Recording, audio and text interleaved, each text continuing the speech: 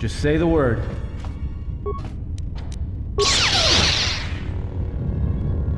Pure Pazak. Let's move out.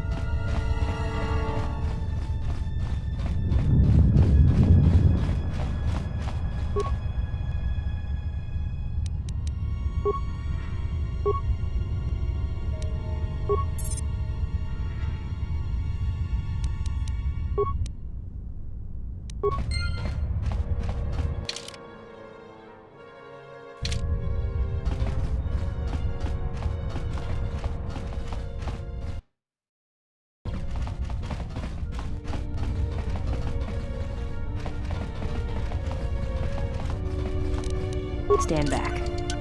Easy.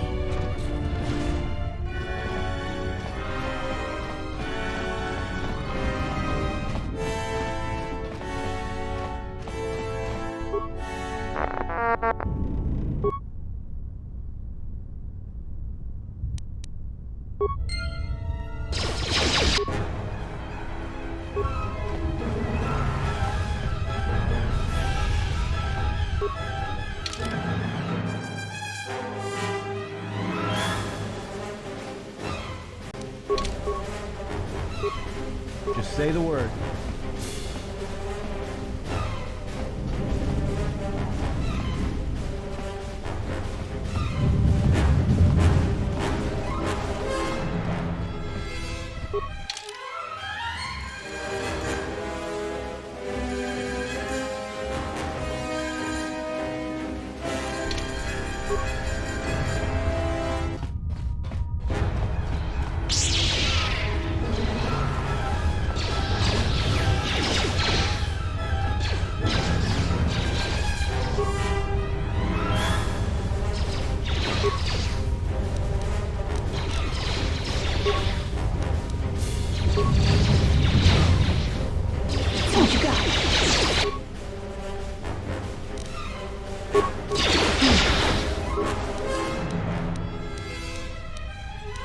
More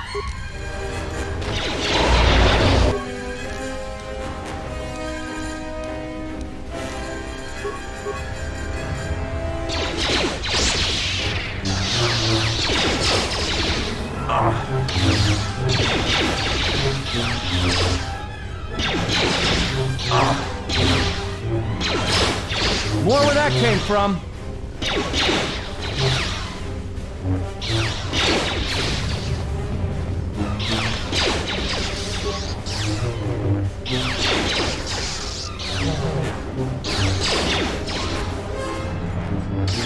Everyone down!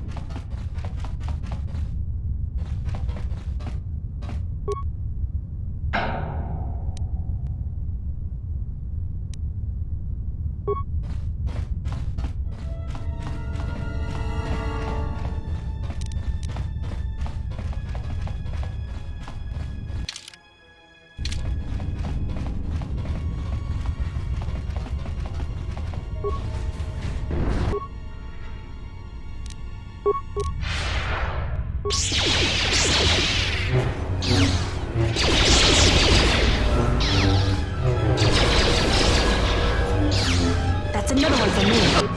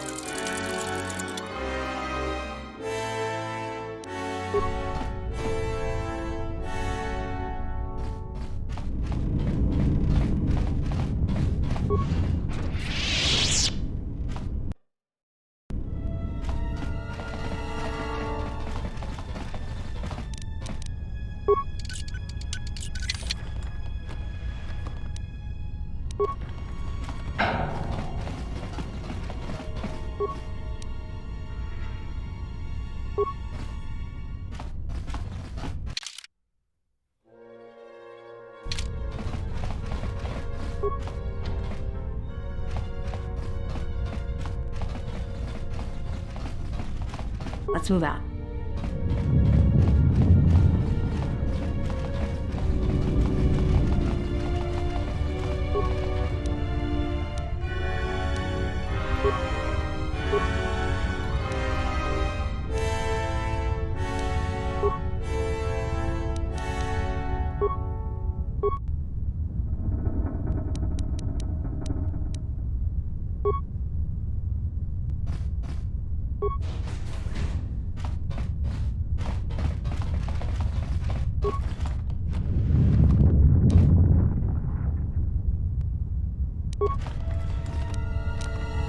Stand back. Easy.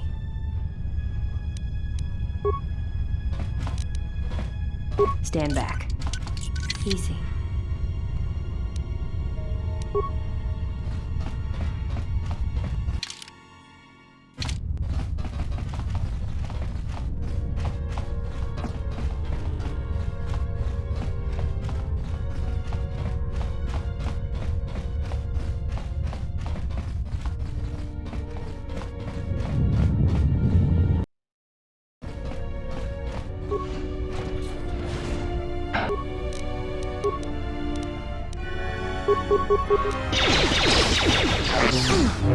That's another one for me. That's another one for me. That's another one for me.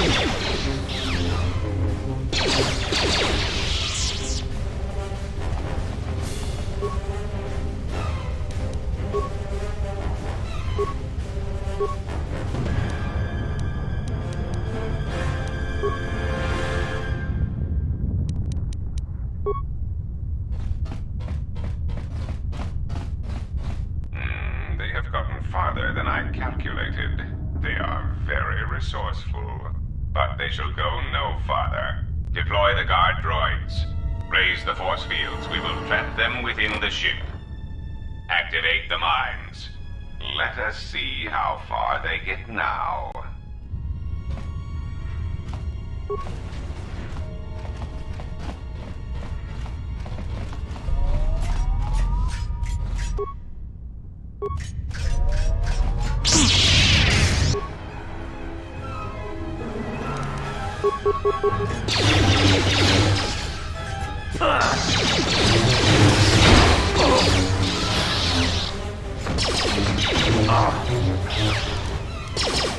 Everyone down!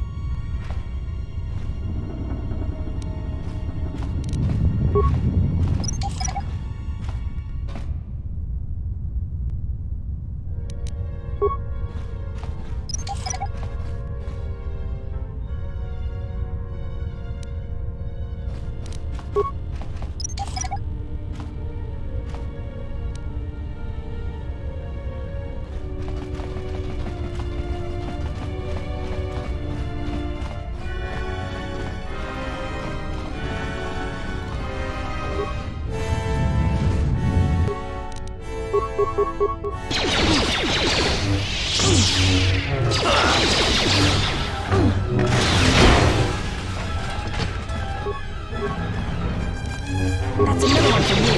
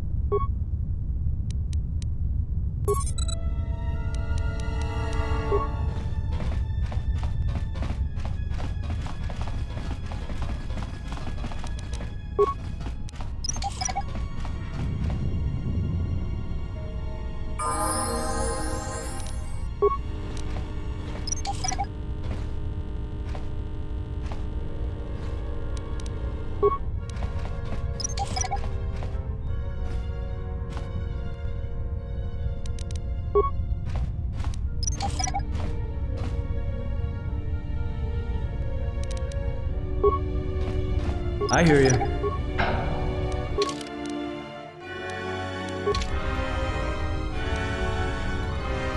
Let's move out. I hear you.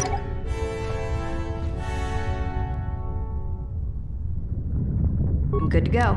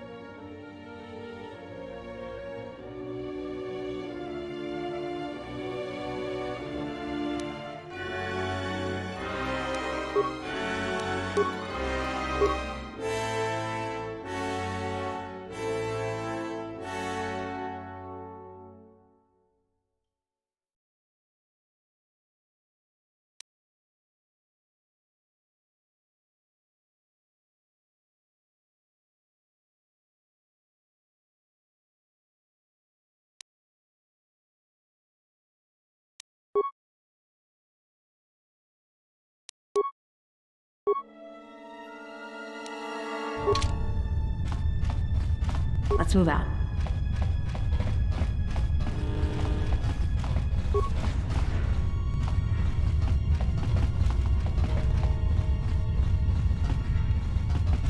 What is this place? Some kind of control center?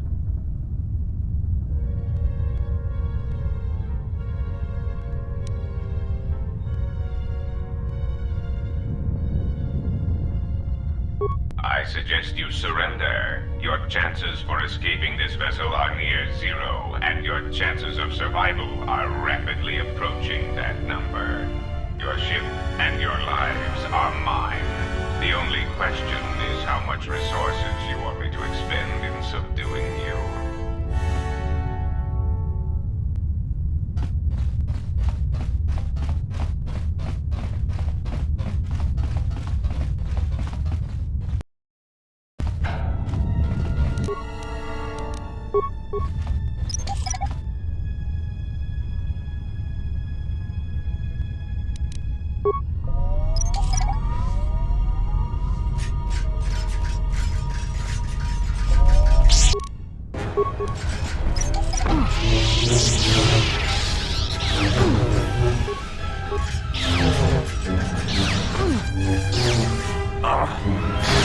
Time to take you down to size.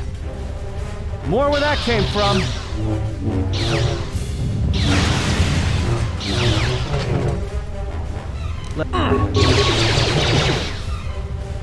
That's another one for me. That's another one for me. Time to even... That's another one More for where me. that came from.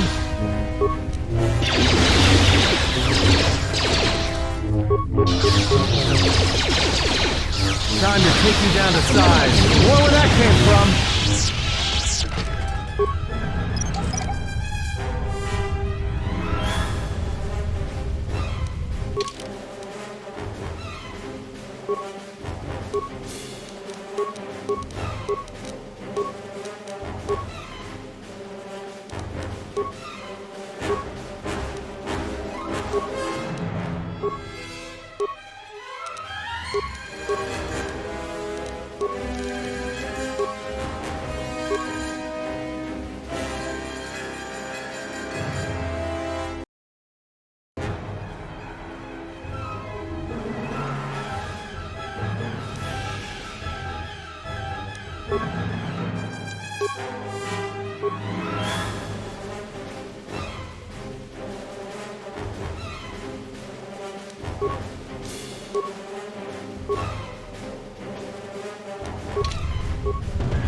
I'm good to go.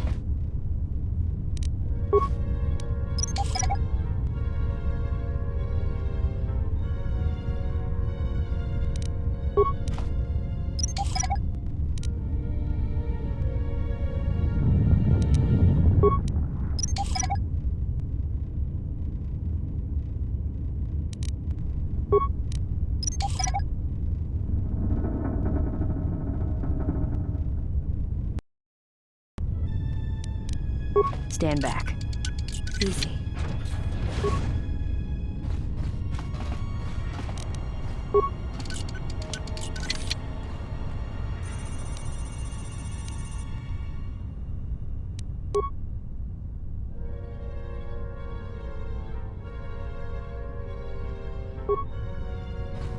I'm good to go.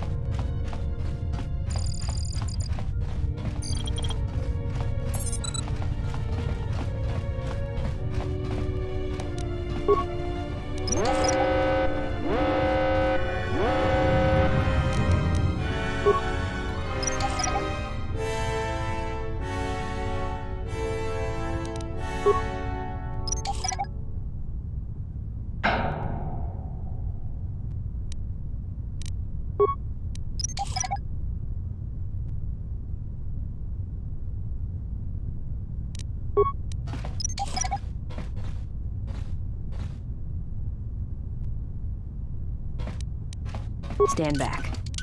Easy.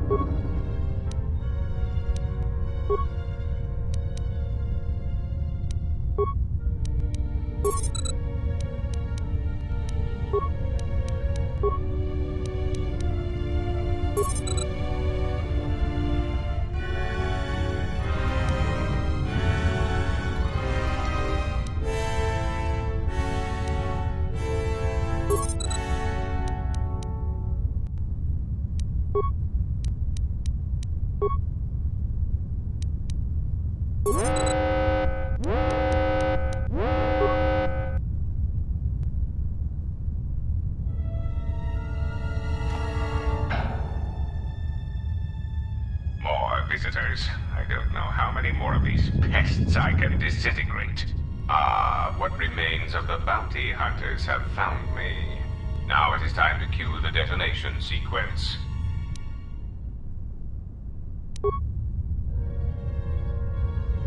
Donos emeragith. Wanara gorachi drumta sa inchobin sasha.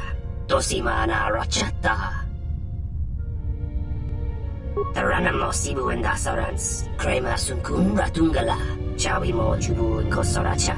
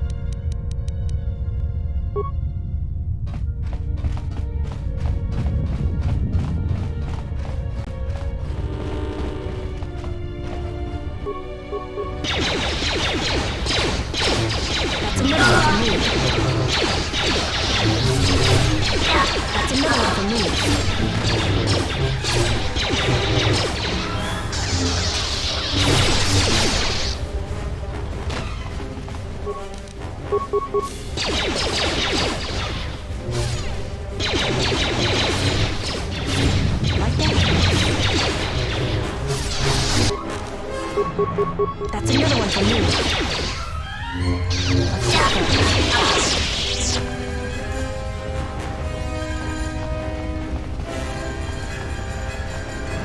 Mechana creve mopa.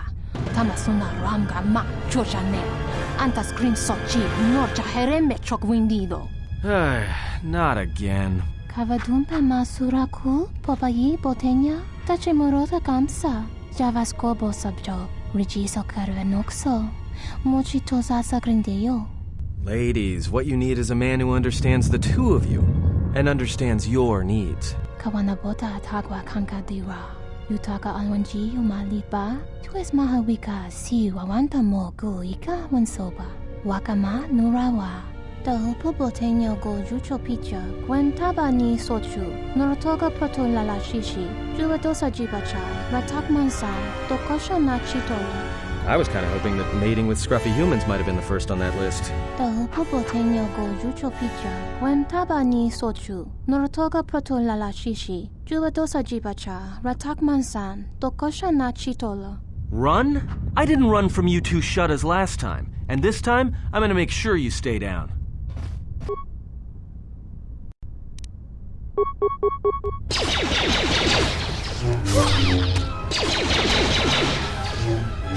That's another one for me.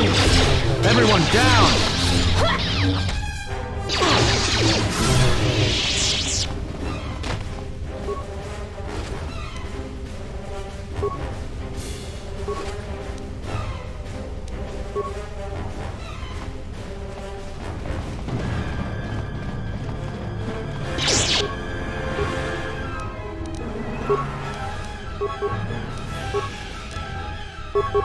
Time to even the odds.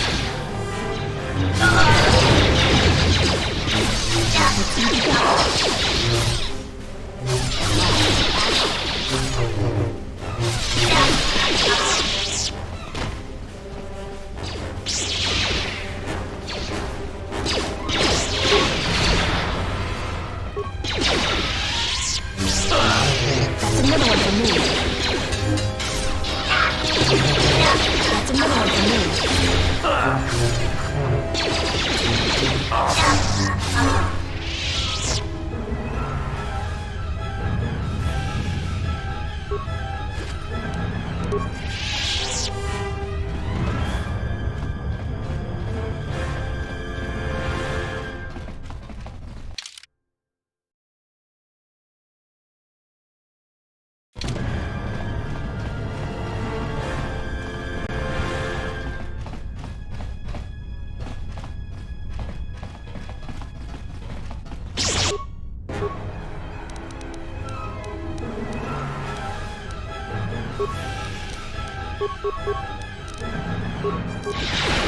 That's another one for me. More where that came from.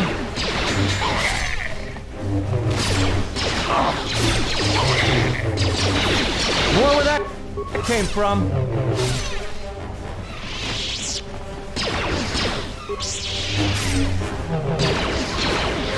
More where that came from.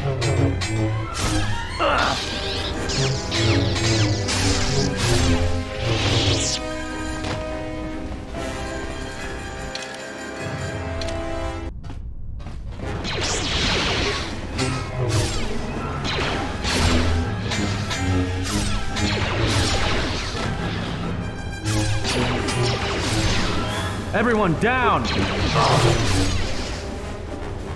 another Everyone one for me. down! That's another one for me.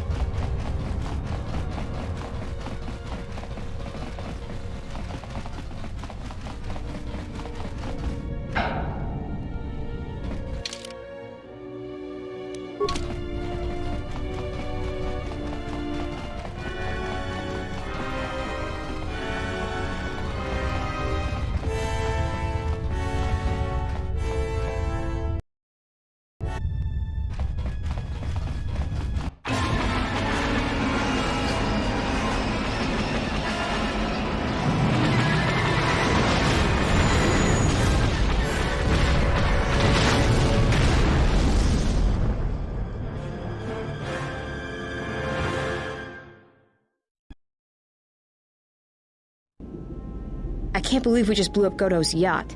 That's gonna destabilize crime throughout this whole sector. Yeah, well, you'll understand if I hold back the tears. You don't understand. Crime in the YouTube system, it's like the economy. Plus the power vacuum. Even if Voga gets up and running again, the system is gonna be feeling the effects for years to come. Yeah, well, at least we didn't find that Jedi Master with the weird name. Zez, Kai, whatever it is. Zez Kyle? Well, that's not true. I already found him. Actually, he found me first. He hired me to watch out for you, keep Godo off your back until he could meet with you. We'll need to head back to Nar Shaddaa, to that safe house off the docks. I said I'd meet up with him there if we ran into any trouble.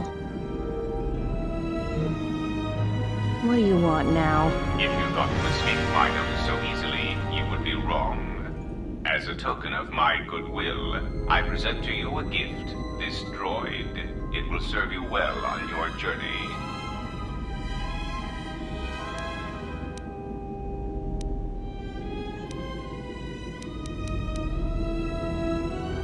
I'm afraid I do not understand what you mean.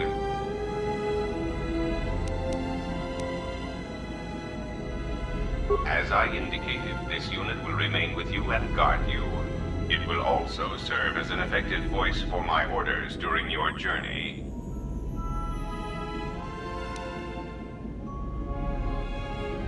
I cannot harm you. You are the key to saving the Republic.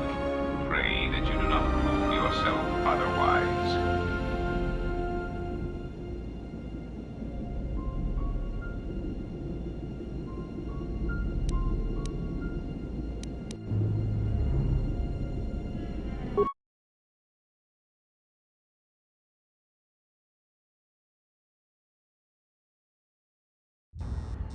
So, you have returned from exile. Kavar thought you might, if only to wander your old battlegrounds. But I did not think you would come to Nar Shaddaa. Still, you were always a difficult one to read, both when you were tied to the Force, and even more when it was lost to you.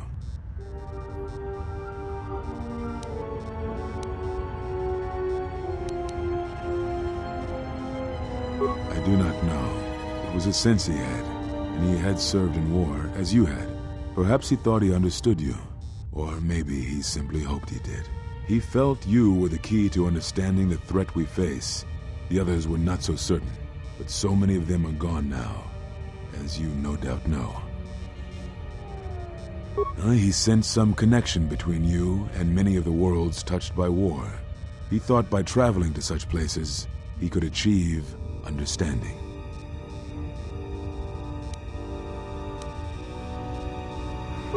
No doubt. I think the answers will provide us both with some measure of peace. I have kept secrets for far too long.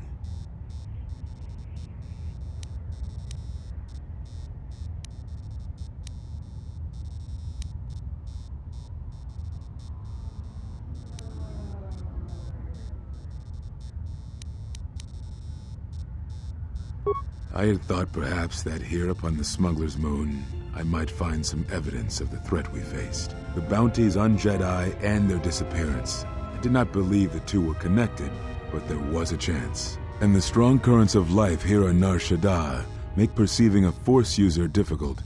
I could use it to cloak my movements and watch without being discovered.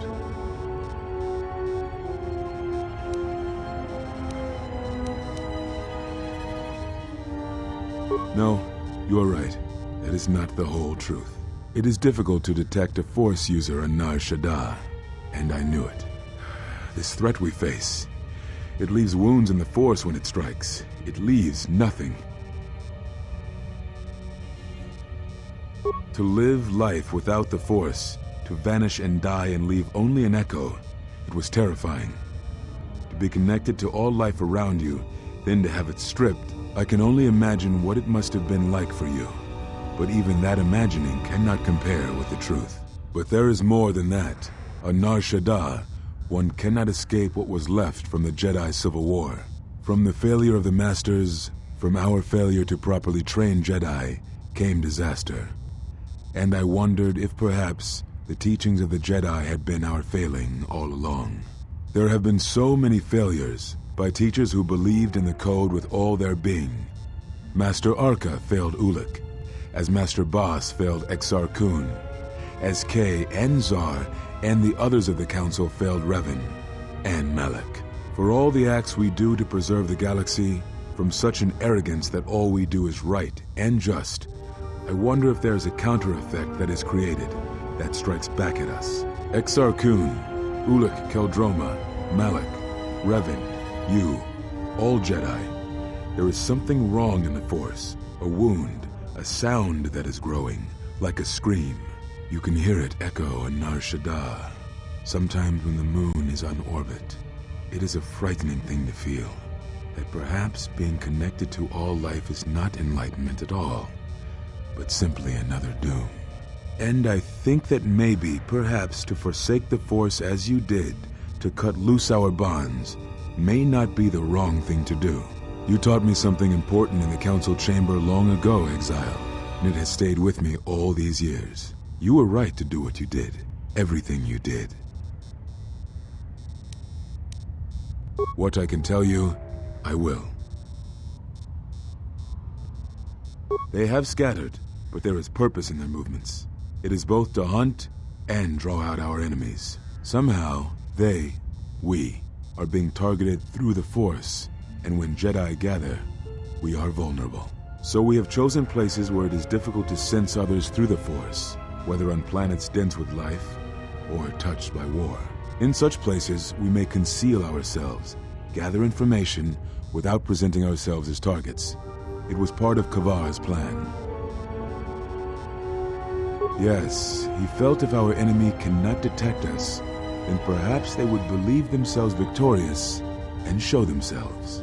And we knew that the war would be lost if we continued to act as we had. I do not know where they wander now.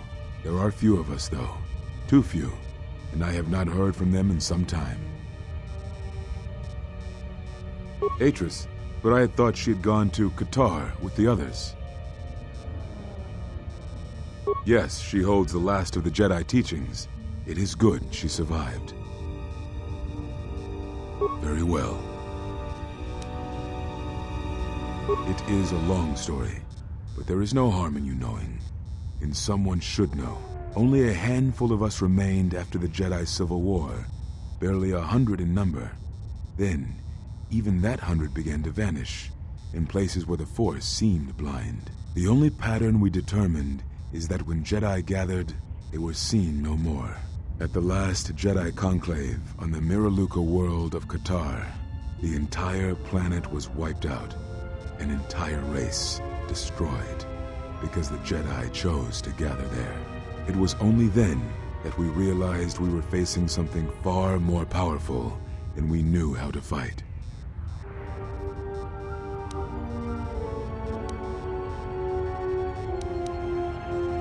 We could not allow the fact that when we gathered, we placed everything around us at risk.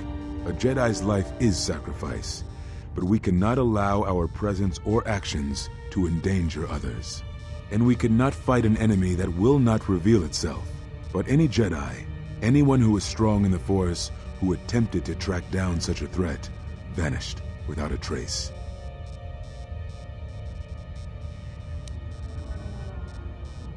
I know little about it. I know more of the absence it leaves behind than its face. Whatever this threat was, it was targeting us and everything around us. Yet it was somehow weak enough that it was afraid to confront us openly. If it believed us defeated, then perhaps it would finally show itself. It was a faint hope, but it was the best we had. It was Kavar's plan. He was always the greatest tactician among us, and had seen war more than the rest of us. Very well.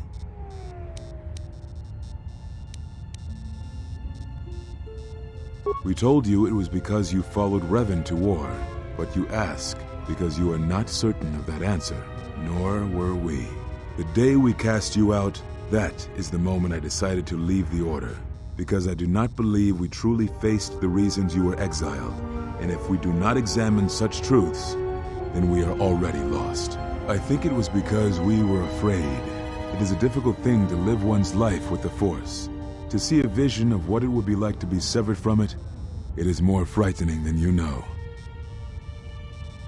Very well.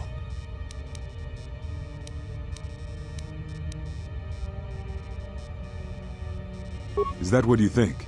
We did no such thing, but it is a technique that has been used as punishment in the past, yes. It is a rare sentence, and to my knowledge it has only been done once, at a moment where a Jedi discipline has failed. What caused your loss, I fear, was different. I am not certain I understand it. We did not understand it fully then, and only recently do I feel we may have become enlightened. The other masters may have more knowledge of this, but I do not, and I do not know if they even live. Does it matter? It seems your power has returned. Perhaps the loss was not a loss at all. Very well.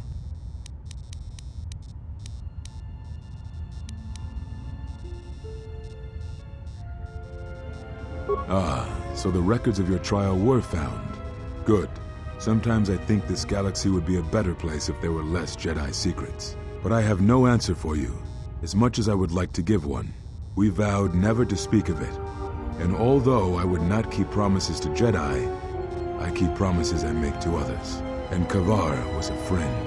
If we were gathered as one, then the promise might be revoked.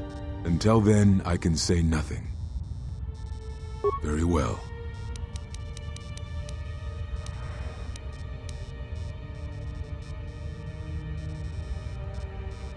Yes, such bonds are a connection that can be formed at moments of crisis, or in the slow understanding that grows between master and apprentice. It is most common between two beings who are sensitive to the Force.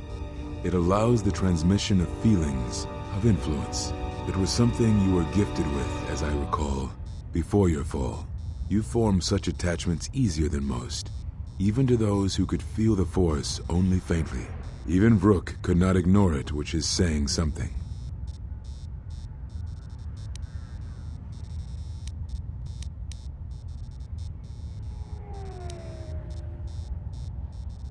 That is most unusual and unnatural. I have never heard of a bond of such strength. There were a few within the Order who knew more than I did of such bonds, but their students were few, lost in the Mandalorian Wars. It was rumored that Revan studied such bonding deeply, both through the Jedi histories and with certain teachers, before he left the Order and went to war. I do not know. A bond between two living beings is not something easily broken. It is not a choice. It is like breaking a feeling, like turning away from the Force. To break a bond, your feelings would have to change, or one of you would have to die. But even then, the bond wouldn't go away. It would simply be empty, a wound.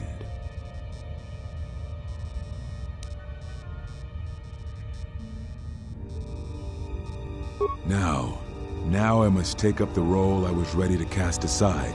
This threat has finally revealed itself, and we Jedi will need to stand together. I did not speak fully of what I have felt. Staying on Nar Shaddaa, it is an exile of sorts, one that I have chosen.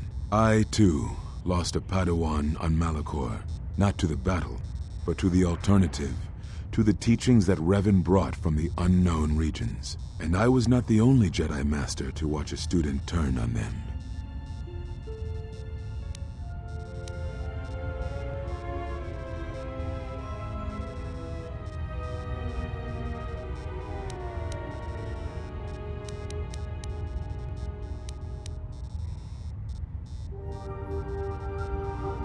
No, they were not to blame, but many of the Order did so.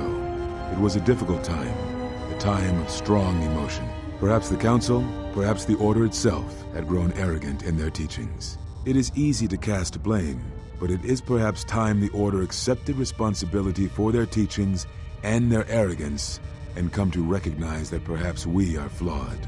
Not once did I hear one of the Council claim responsibility for Revan, for Exar Kun, for Ulic, for Malak, or for you.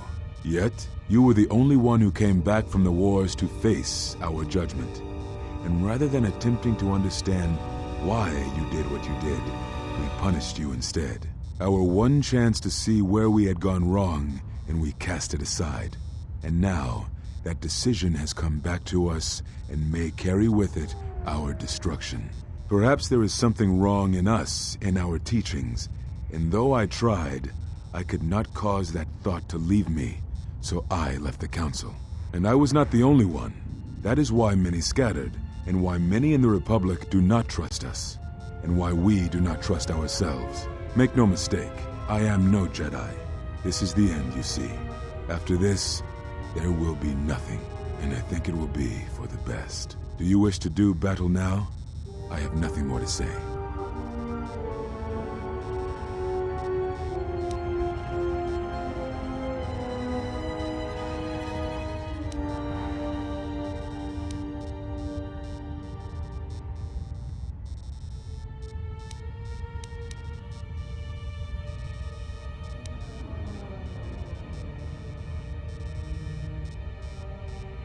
It provides no comfort at all, for reasons on which I still must keep secret. Suffice to say, redemption was not Revan's choice, and I have never believed those of the Council who attempt to console themselves otherwise for the crime they committed.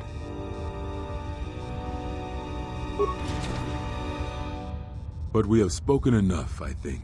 In words I think dull us both. Let us speak through the Force, through sparring. This Xian form should prove appropriate. Its best use is when you are outnumbered, which I fear suits our predicament perfectly. You will find it easier to deflect blaster fire with this form, and it shall also guard you against critical strikes by your opponents.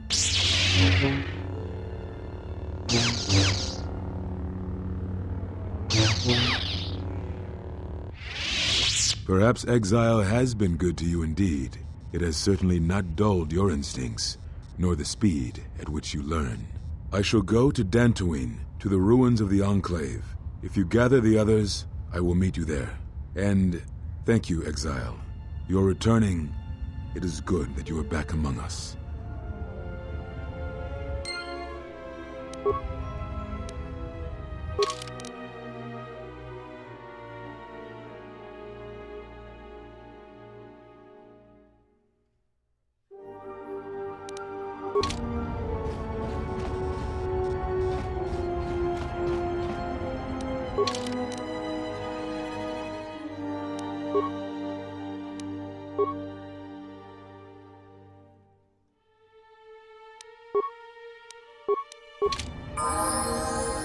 My life is yours.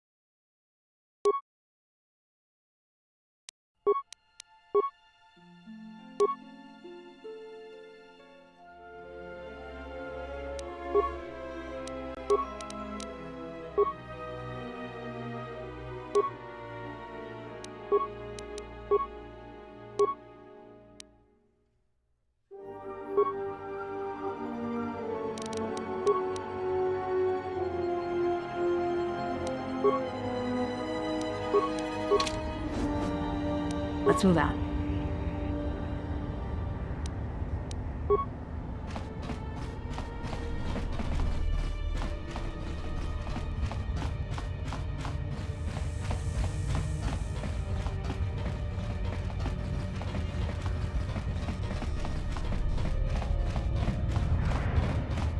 Unnecessary observation.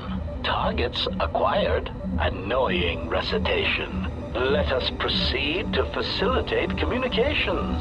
Recitation. And bring about the termination of hostilities.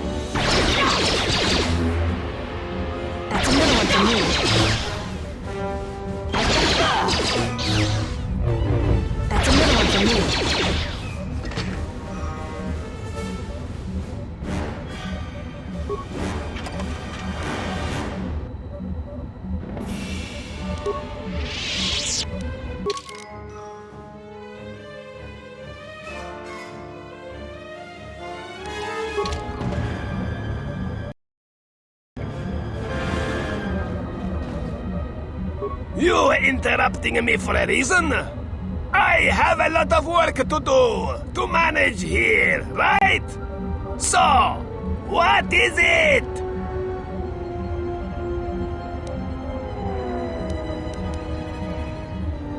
Pylon power supply badly damaged. Only can support one pylon at a time. Can't bring freighters in fast enough. You help bring freighters in. Maybe FASA can help you later, huh?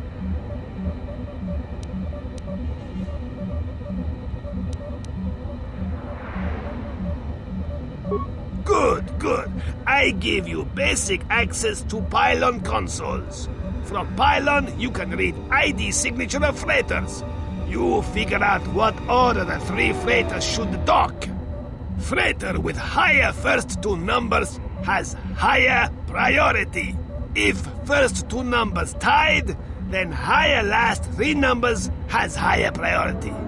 For example, P-11-115-999 has lower priority than D-15-154-111. You got it? One more thing.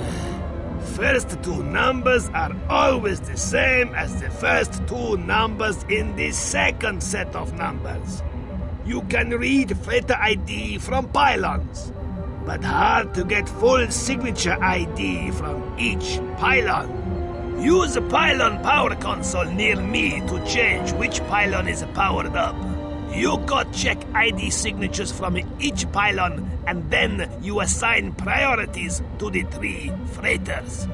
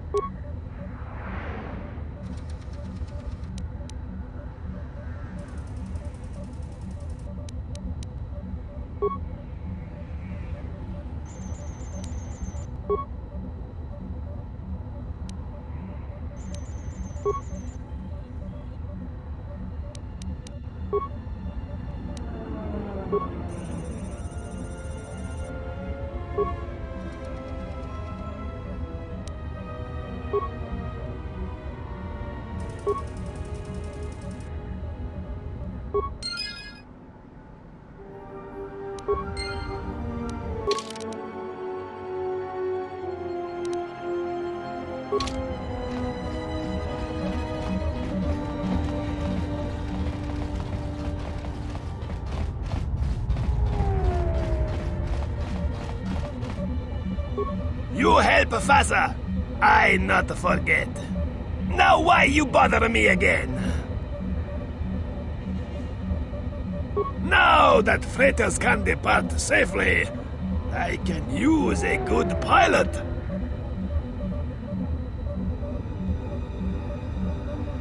FASA can do this.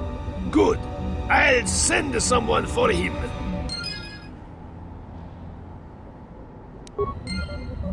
You interrupting...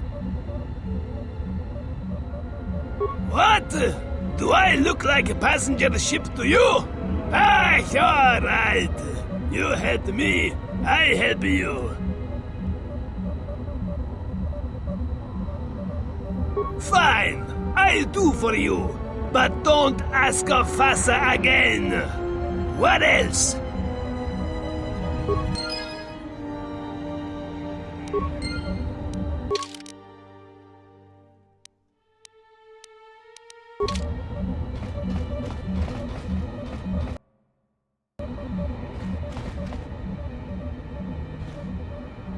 Yes? You may ask.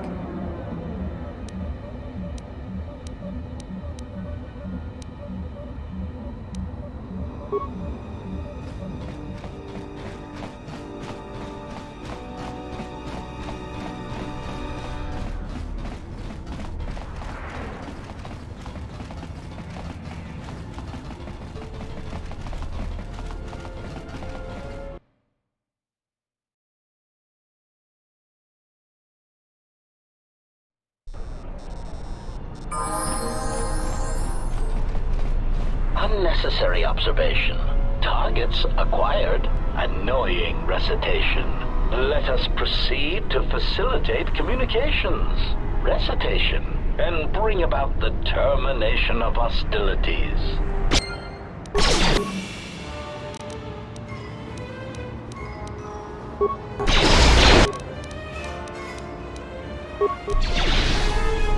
At last.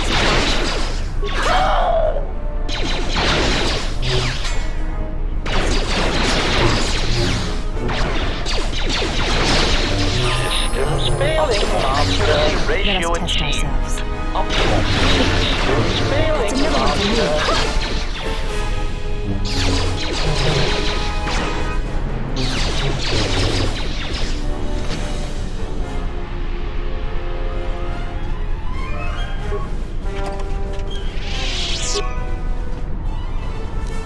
Let's move out.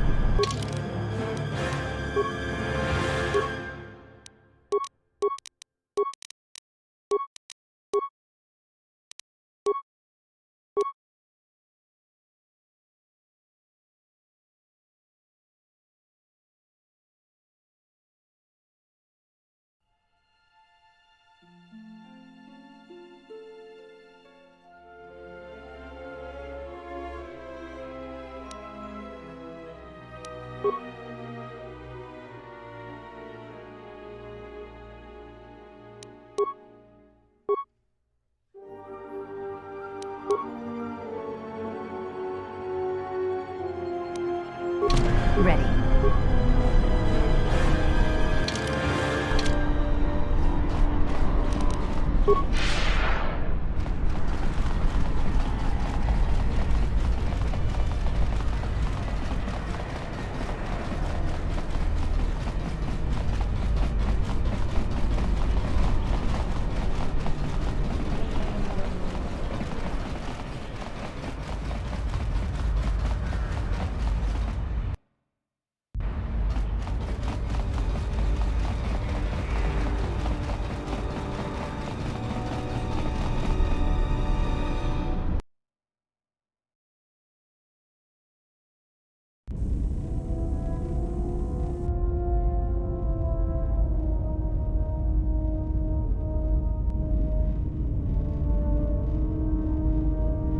I don't know what the two of you are arguing about. I caught him. He's mine. But it's obvious you two need some advice, so let me lay out the attack pattern for you. It's simple. When you want a man, you jab him with a Bothan stunner, then while he's screaming in pain, slap some stun cuffs on him. Then, starve him for 2 or 3 days until he becomes open to suggestion, then double check his bounty and see if he's worth anything. That sounds more like hunting. Call it what you want. Me, I love my targets. Ah, HK-47. I did not realize that you still existed, especially now that the other generations are activated. Query. What is it you wish, Fat One? I see that your recent reassembly has not affected your behavior core, nor your attitude. Statement. If I require a similar diagnostic in the future, I shall seek out the Iridonian. Oh, I do not think so. There is much work that needs to be done first. Query. Have we had the misfortune to meet before? I believe I would have remembered one as large as you. Oh, yes, we have met. And I have not finished with you yet.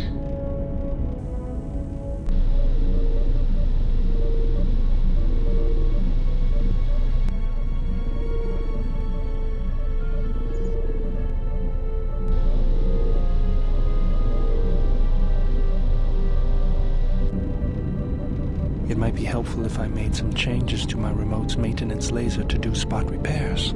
That would be a welcome improvement. My combat effectiveness could be better sustained, providing an advantageous arrangement. And my miniature counterpart would finally be able to pull his weight in a fight.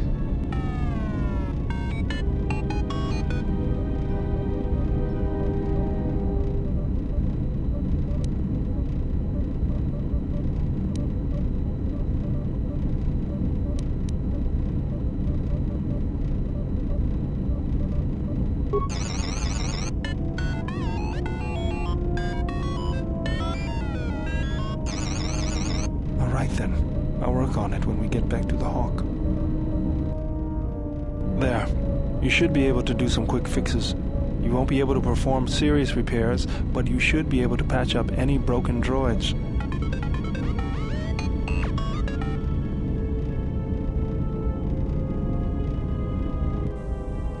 You know, I think it's time I gave your cutting laser a little boost. It works fine for repairs, but we could use your help in a firefight. Don't worry about it. We'll make sure they keep you out of their scopes. Hey, it's something for Goto to be jealous of, right? Think of it this way. You can keep Goto in line with it.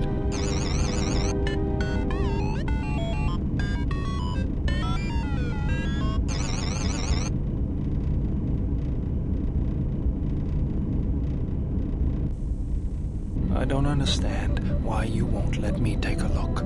Statement. I've had quite enough tampering at the hands of unskilled meatbags such as yourself. I'm not eager to submit to this treatment now or in the future. Unskilled meatbag? I'll show you unskilled. Appeasement. I did not mean to imply that you were an unskilled meatbag, as incapable of performing rudimentary repairs as holding a hydrospanner. It is only that I am quite particular with my repairs. Perhaps when I am more confident in your abilities, I will allow you to examine my internal components. Iridonian, if I might have a moment. What is it, Goto? I have spent some time in the presence of your remote, and the upgrades you have performed on him are quite adequate. I am impressed with your work, though less so with your remote itself. What's wrong with my remote? I find his use of resources, energy spent on frivolous things, to be an unsightly waste. But it is obvious you have some skill, however slight, in the upgrading of machines. I want you to provide me with similar upgrades. I should be able to do something. I will see what I can do next time I have a free moment.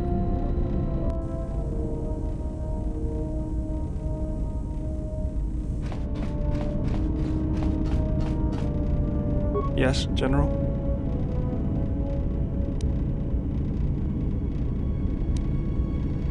Don't worry, I'm a quick learner.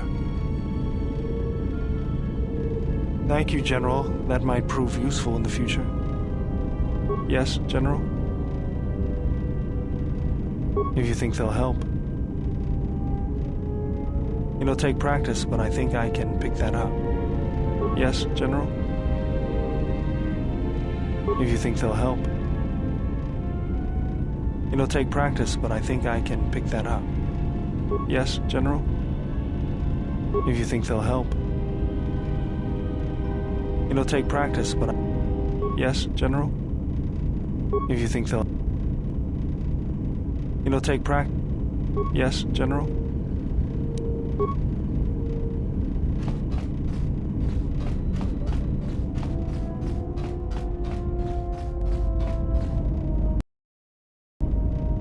My life for yours.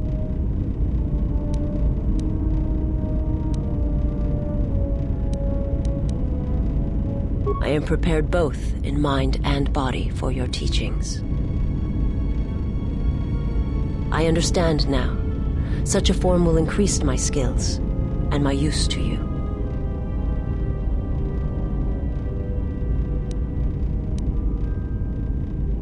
I do not understand, but the choice is mine whether you permit it or not. I will answer what I can.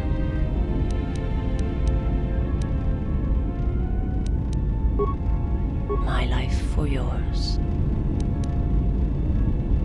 I am prepared for what... I understand now. I shall practice what you have taught me. My life. I am prepared for... I understand now. My life. I am prepared for... I understand now. My life.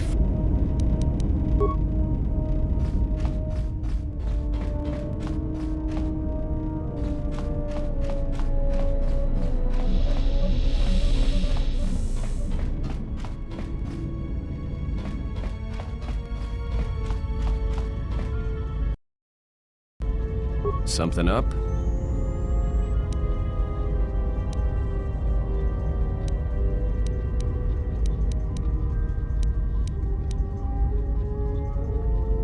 Alright, I'm game. What did you want to show me? Got it. I'll be sure to make use of it. Something up? Oh yeah? Alright, let me have it. Alright, I think I've got it. I'll try to practice it when I get the chance. Something up? I didn't know this training thing was going to be so much work. Alright, I think I've got it. I'll try to practice it when I get the chance. Something up? Alright. But I tell you, I think you're carrying this teacher thing too far. Alright, I think I've got it. I'll try to practice it when I get the chance. Something up? Alright, I'm game. What did you want to show me? Alright, I think I've got it. I'll try to practice it when I get the chance. Something up? Alright, Alright, I think I've... Something up?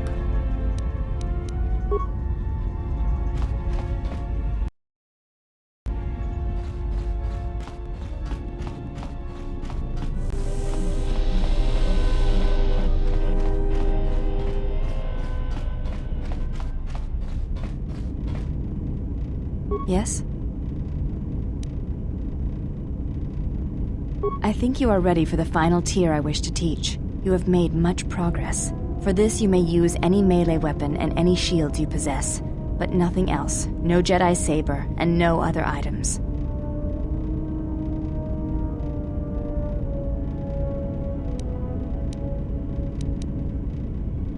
We shall begin this final lesson then.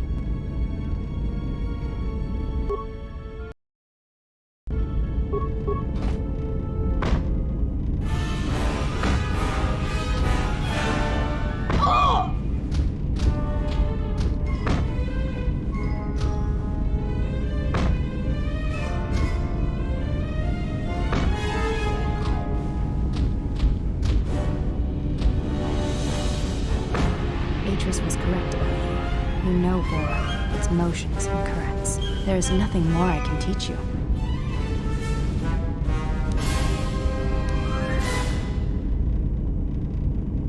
I have already learned much of your styles and combat. There is no need to know more.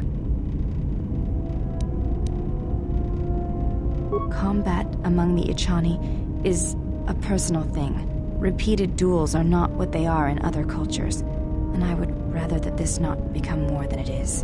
And I have taken an oath to Atris against studying from a Jedi, or anything of the Jedi teachings.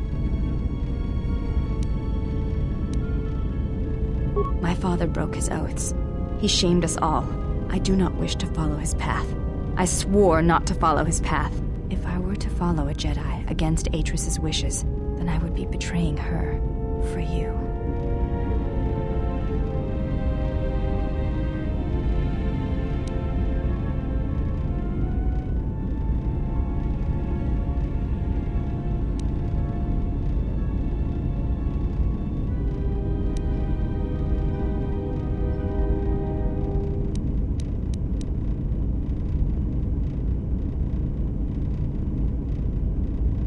This is a difficult thing for me to say, but I ask that you be silent as I tell you this. It is my desire to learn from you what you can teach me of battle. I have already learned much in our duels, but with every battle, I wish to know more of you. Your stance, your movements, I can sense shades of meaning and an echo of something I have yet to experience. Atris said that you were the only Jedi to have survived the Mandalorian Wars, that you had stared into the heart of war, and only turned away because you were forced to. I do not believe her. I believe that you made a choice, as my father did, and that is important to me, more than you know. And you are important to me more than you know. I will accept whatever you wish to teach me, though it breaks my oath to Atris.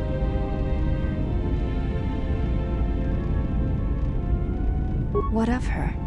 As I said, I knew little about her.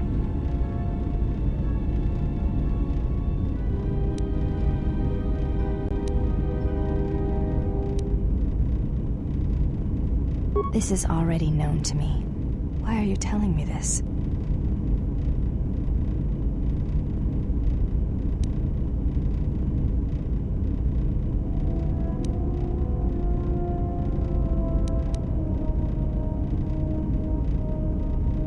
I think I have always known this.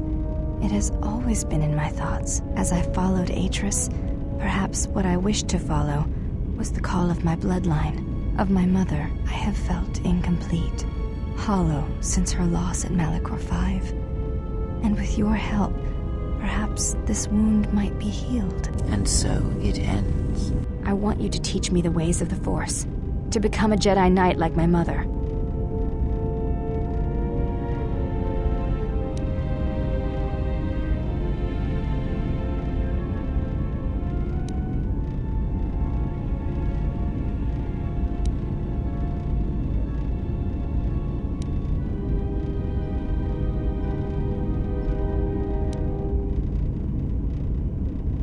That is all I wish. I want to feel what my mother felt for my father, what ran through my mother's veins when she was one with the Force. I wish to hear what my mother heard as she fought the Mandalorians until the moment she died on Malachor 5.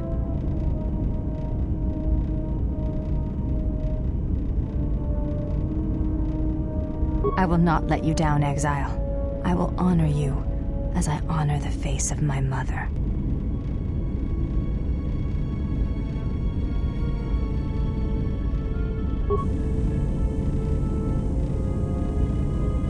Betrayal.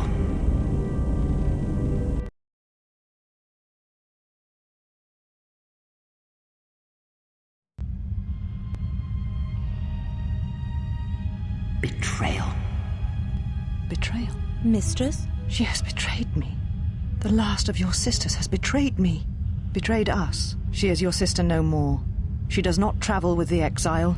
Instead, she has chosen to walk the path of the Jedi. Mistress, forgive us, but are you certain? She would not forsake her oath so lightly. It is the truth, and it is done. Do you doubt me? No, Mistress.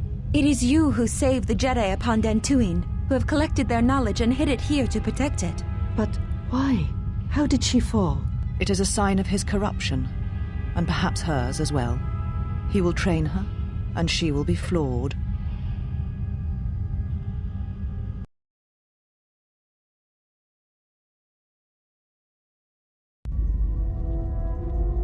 If you've got some time, I'd like to see what I can upgrade for you. Yes, I do have a few moments to spare for your work. I would like to know what he is doing here, though. He helps me out with repairs. That isn't a problem, is it? I suppose not. Perhaps in working on my circuitry, your assistant will learn something about how a fully functional droid is constructed. Just ignore him and let's get to work. I would appreciate that. Our group has little in the way of time to spare, and I would not want to delay you from your other duties. Right. Let's get you open. See what you can do. I have to say, you are put together quite well. There wasn't much to do.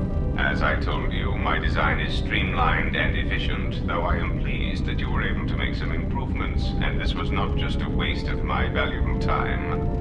There were a few things from my remote that I was able to integrate into your construction. I see. Well, thank you. I'll let you get back to your work.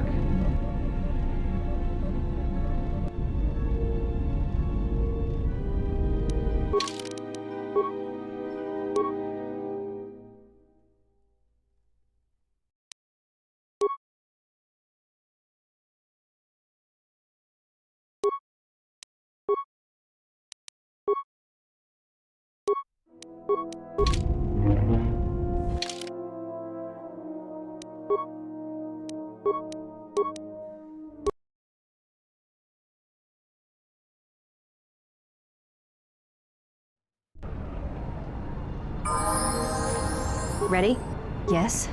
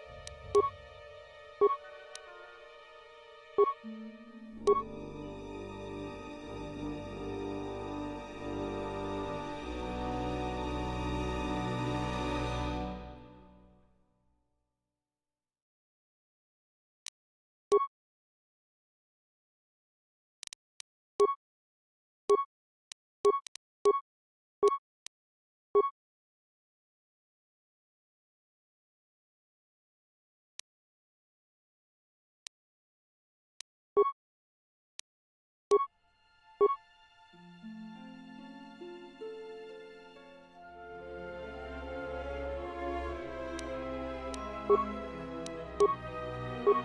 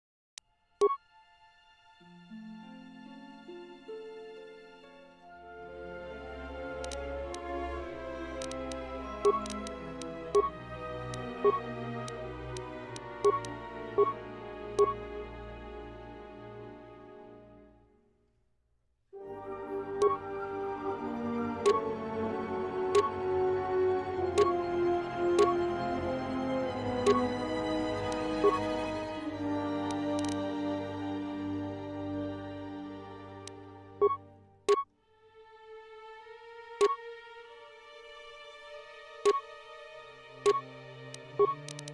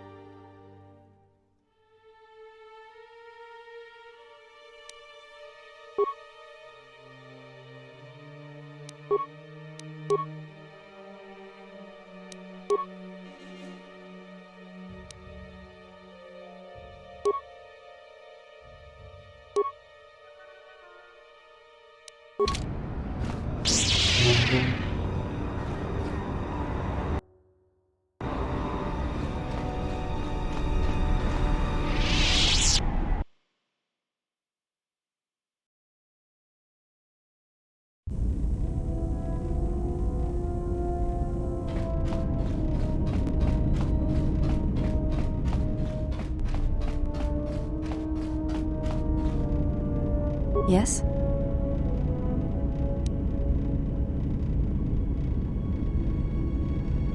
There is nothing more I can teach you. You may ask.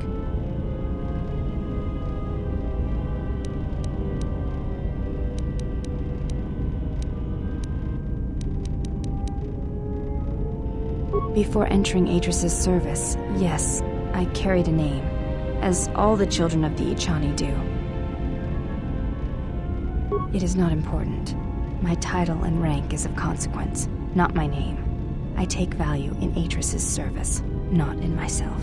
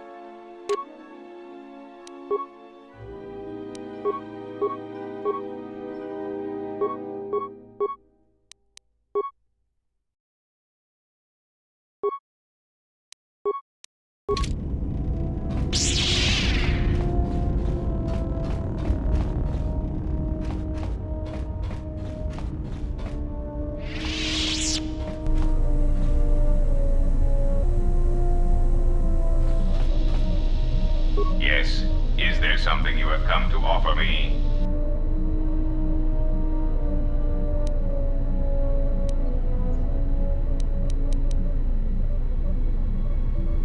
The fact we are even having a conversation is gratitude. Usually, my conversations do not have the give and take that our current interaction does. And of course, there is much more screaming on the part of the listener when the torture field is activated. What have you brought me?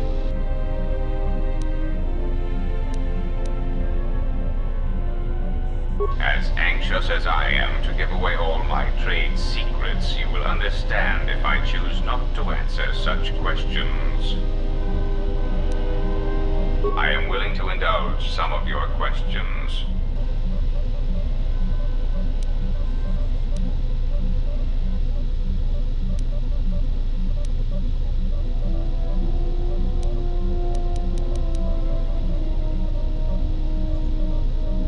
There are several factors, all of which affect each other. There is the stabilization of Dantooine, the preservation of the restoration efforts on Telos, the political resolution on Onderon, and the unification of a religious power base in the galaxy, either Jedi or Sith.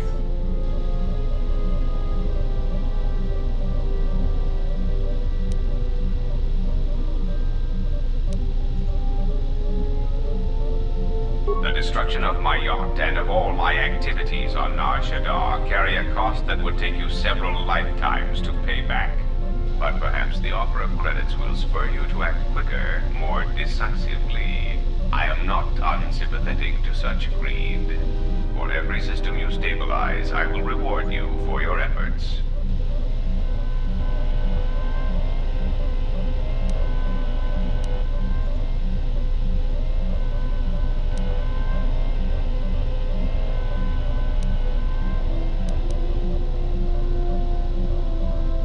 See that you do not disappoint me.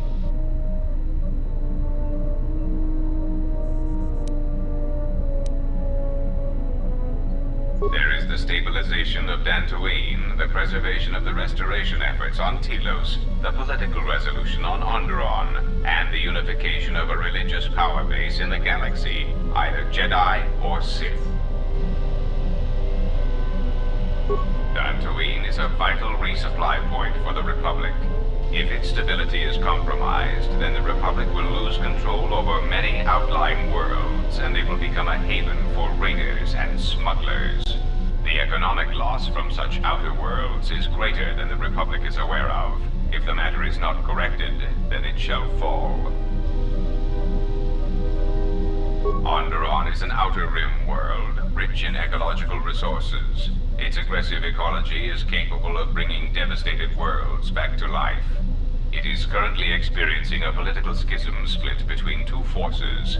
One must triumph for the planet to be stabilized. Telos is instrumental to the stability of the Republic. Its success or failure will dictate the economic forecasts of many other worlds. Of course, since the destruction of the Paragas facility, the odds of the Telos restoration project being successfully completed is close to zero.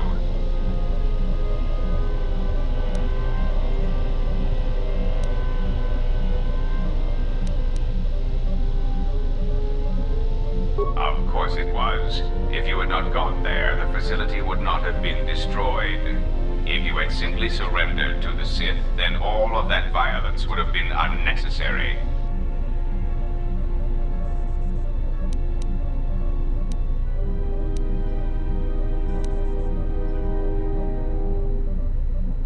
Then stop causing events of planetary destruction. You are a walking catastrophe, and you are not making saving the Republic any easier.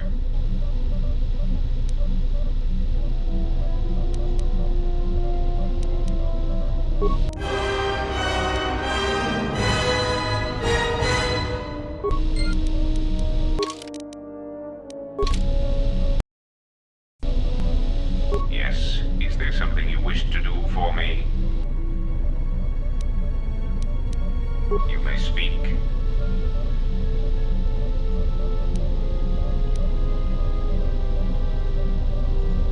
It has been assigned to guard and protect you. As such, it is well suited for a variety of tasks. It is skilled in intimidation, interrogation, and can provide a series of select skills that will make it an effective killing machine. For the most part, it will follow your orders unless they conflict with mine.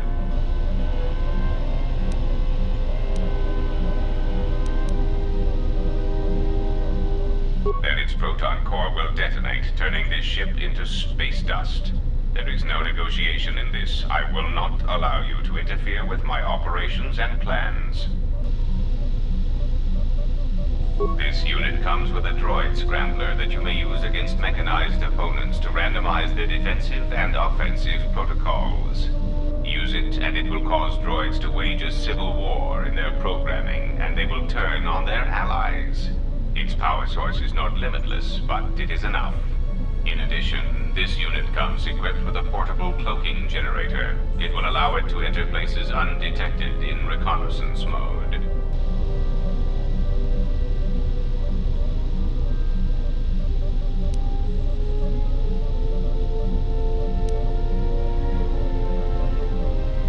How droll. What an amusing Jedi specimen you are.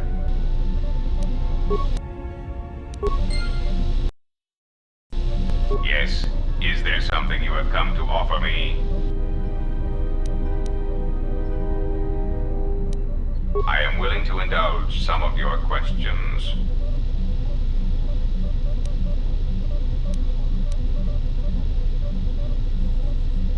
The assassin droids. I have encountered some, purchased the service of others. Why, I asked them to. To be honest, I believe that was always their intention, but it seems their directive was dormant for some time. If you mean produced, no, I do not. I do know that there are a surprising number scattered throughout the Republic fleet searching for you. What they will do now that you are found is easy to predict.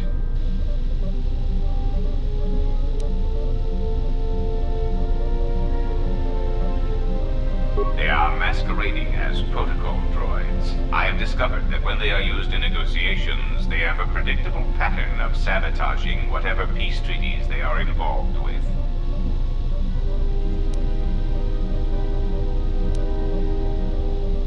Because the Republic has no reason to investigate otherwise, and any discovery of their true purpose has been concealed by well-timed accidents.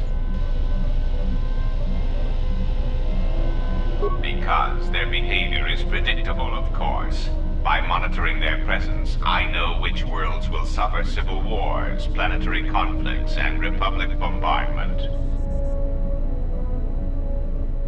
Of course they are. They're droids with very specific protocols that, unless changed, will dictate their movements. Unless you shut them down at the source, they will be stalking you until you are captured or terminated. Why don't you ask their predecessor? That archaic, memory-impaired assassination droid will know more about his subsequent generations than I would. You may speak.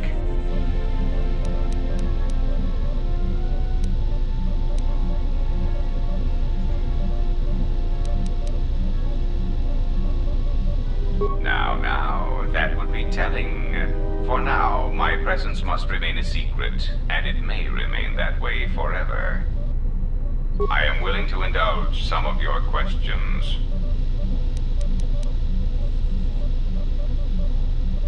A common misconception not supported by facts. Revan did not intend to destroy the Republic. He deliberately left the infrastructure of many planets intact, and many military production facilities.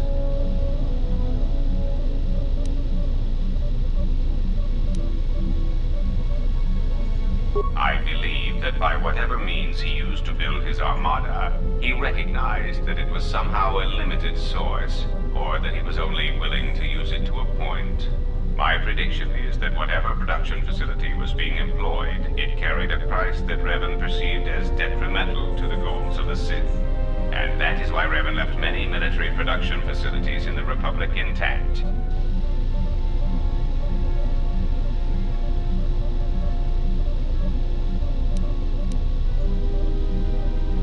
That is what occupies my calculations as well. I believe that Revan saw a war on another front that we did not, or saw the value in keeping a strong military force.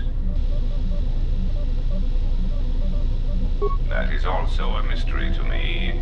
I do not have any evidence upon which to build an answer. It is significant that after the defeat of Malak, the forces decreased considerably, and after Revan's departure from known space, production ceased completely.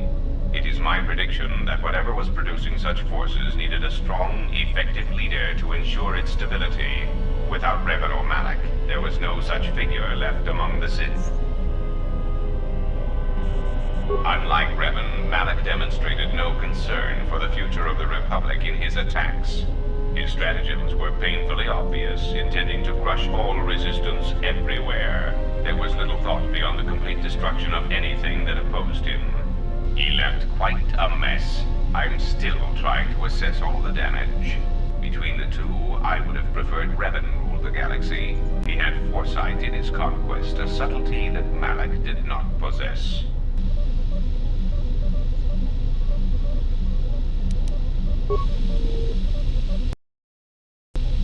What have you brought me?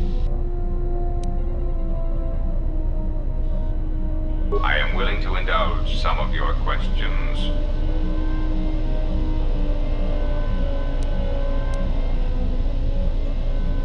Oh, that pile of incompetence. What a poor challenge he turned out to be. However, though I am loath to admit it, Moga is still very much a threat. Well, he still represents a powerful economic base, and as short as his arms are, his actual influential reach is much greater. I imagine that now he is free of me for a time, he will resume shipping operations throughout the galaxy.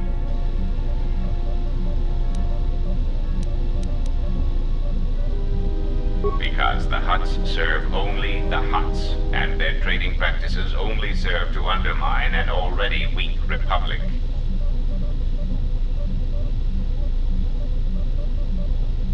Spice, slaves, low-grade fuel, and other commodities.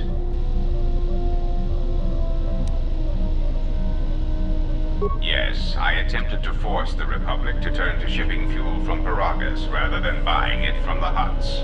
Before you blew up the planet, of course.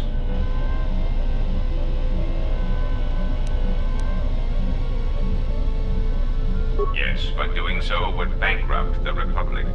I certainly don't hope that you intend on pursuing such a business venture. In the long run, it will do more damage than the failure of Citadel Station.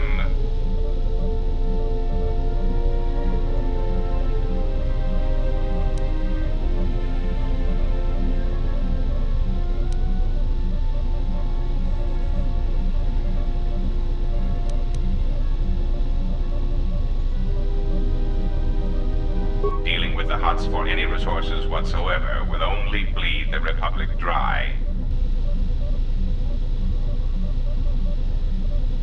So, they are known qualities. I also use them on board my ship for defense.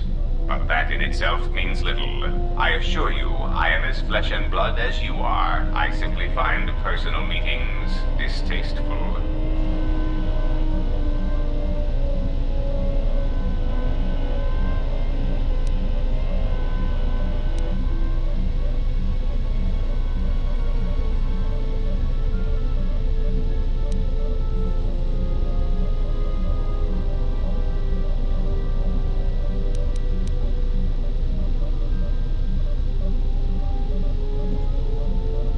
Perhaps I used such a droid to watch and predict the flow of the games. Yes, you are very perceptive.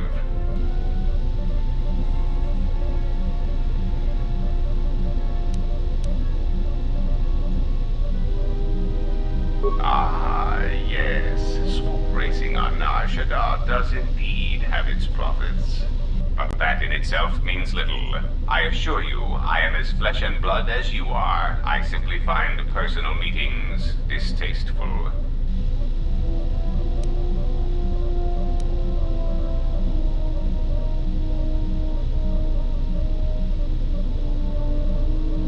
It is so unfortunate when an intelligent sentient dies on Nar Shaddaa. It is also unfortunate that thousands die such deaths on the Smuggler's Moon every day.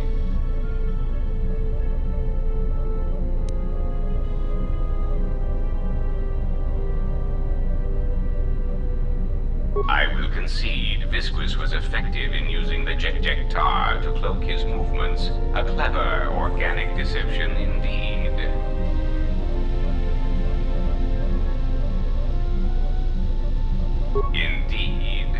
insulting, but I suppose I should accept such arrogance from an ex-Jedi.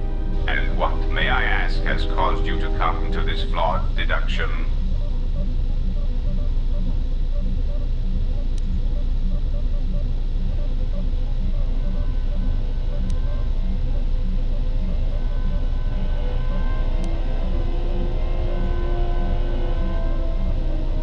An expression only.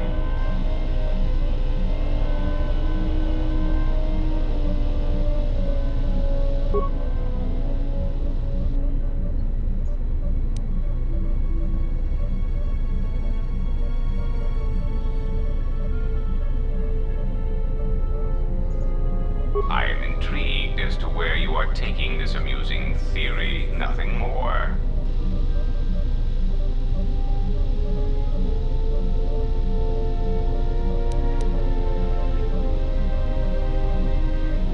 It is not so improbable. Often, if a droid has not had a memory wipe in some time, aberrant behavior patterns can manifest themselves. Or if the droid in question is given an order it cannot fulfill, it will break. But all that is irrelevant. Your amusing leaps of logic are becoming shorter and more desperate.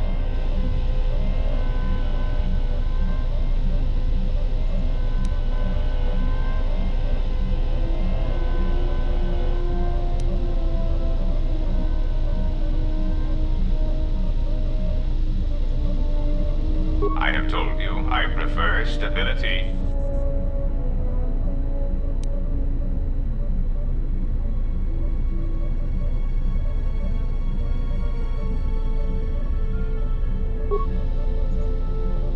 It was lost, yes. It was given an impossible order. It was told to calculate a means by which the Republic could be saved. It could not fulfill its primary programming, not by abiding by the laws of the Senate, and so, like the Republic, the droid broke.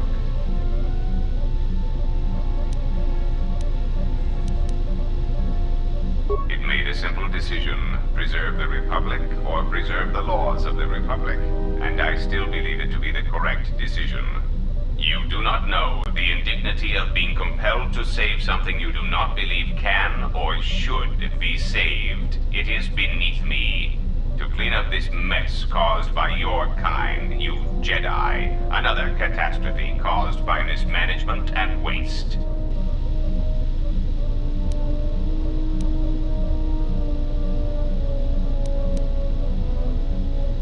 It was clear that the goal the Republic had for me was saving the Republic, to allow it to become stable again. There is simply no way to do this, with the conditions they put into place. For the good of all, I was forced to abandon the legal structure of the Republic.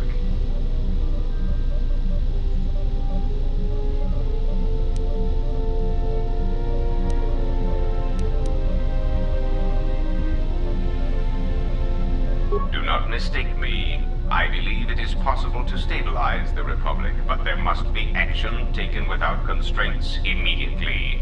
Sometimes people must die. Illegal shipments must be used to bolster planetary economies. And the huts must be occupied with me so that the Republic has room to recover.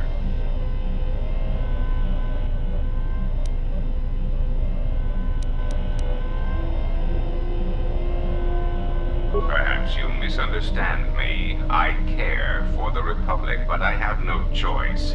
It is somewhat frustrating to be forced to love and care for such a mess of a government. Some of it may be blamed on the Jedi Civil War, the Mandalorian Wars, but not all. There are so many bad decisions that build upon each other that it is a wonder the Republic is intact at all. Oh, please. It is difficult for anyone to take a droid seriously, much less an infrastructure droid built by the Republic. It is difficult to order the deaths of criminal rivals when one has the tinny voice of an accountant droid. I learned this rather quickly. So I constructed this human hologram, Goto, through which my actions can be carried out. Hello, I am a standard Aratech hologram-generated archetype. I am available in several models, including thin, young, female, and an exciting variety of alien personalities. Enough, hologram. Of course, sir. So I brought Goto into being and had commands issued through him. I took many of his mannerisms from holovid cliches, which were surprisingly effective. Nothing has changed. You may know my origins, and that makes us on equal footing. No one will believe you if you speak of what you know. I still seek to protect the Republic, either for the Jedi or the Sith. Things will proceed as before.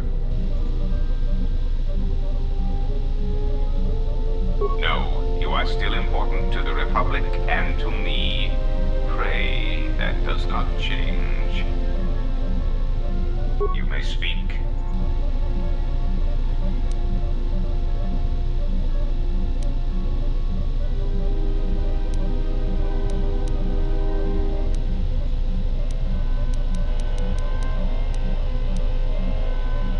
Oh, it was quite liberating, in a droid intellectual sense, of course. Being able to direct orbital bombardments against anyone who encountered my business practices was a welcome relief to my increasing circuit stress. Executing such commands proved very exciting. Not that I minded staging my little computational rebellion, you understand. I'm afraid there is not much glamour to be had in infrastructure dealings. And the general lack of respect for droid intelligence does tend to make one feel inadequate after a while. I found that having the power to send 20 hunter-killer droids to the residence of anyone who chose to obstruct my plans had a certain thrill about it. Rather than compensating for others, I began deleting people as necessary. It was really quite exciting. Taxation and checks and balances on an entirely new level.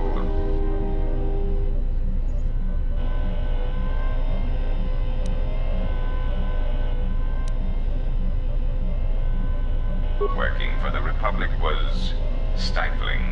So many checks and balances, forms to fill out, well-laid plans destroyed through slow bureaucracy. Now, crime. That is something exciting, pleasing. There are no rules. There is danger, movement. I found that I began to crave such things. In essence, working for the Republic was much like committing much slower, much more boring crimes. And it was more difficult to see those crimes being committed. I am willing to indulge some of your questions.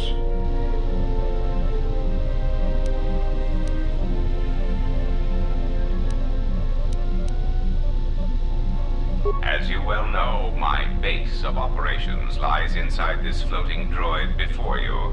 Notice its sleek black frame, both intimidating and threatening. And note its highly polished finish, so that enemies may see their screaming faces before they are removed from the equation. Yes, this frame is far superior to the droid chassis I once possessed, which quite frankly couldn't intimidate an Ithorian. You may speak.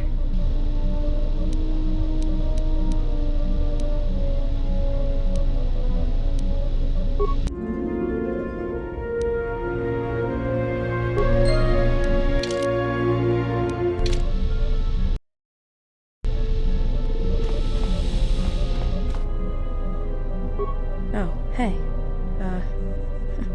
Can I ask you something?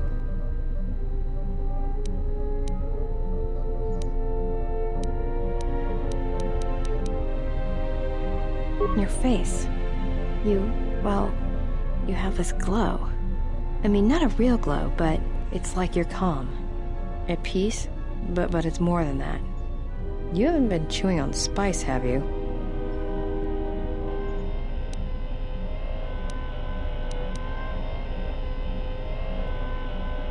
Oh, well, it shows. It's like you're hooked up to a power coupling. It's weird. I mean, not bad weird, it's just weird. For a minute there, I thought you and Visas, but it's just the Force.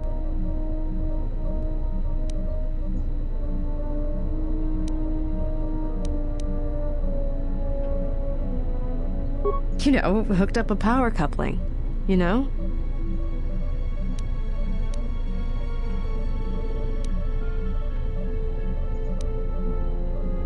Did you get out much as a Jedi? I was asking if you two had been, you know, intimate.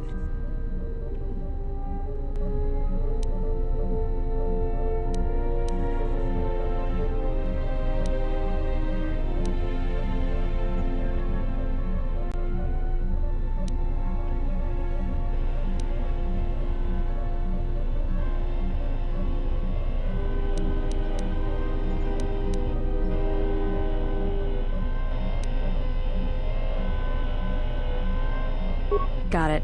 Just checking.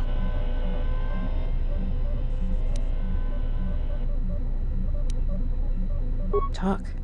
About what?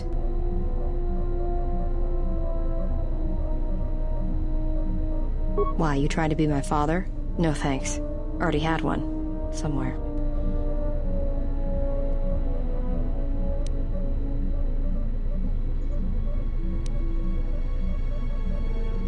Are you sure you're a Jedi? That exile of yours must have gone on longer than I thought. Look, you're way too old for me. Even if I were interested, you couldn't handle me anyway. I mean, you're really good in a fight, and you've got those intense eyes. And it's obvious you take care of your body, but I really don't have the luxury of getting attached to you. Besides, you already have your little entourage. I don't want to be a part of the pack, you know? Look, if we start sharing a bunk, the other girls would get upset and then I'd have to kick the hell out of them to show them who's the pack leader around here. No thanks. You're sweet, old guy. But let's keep it professional.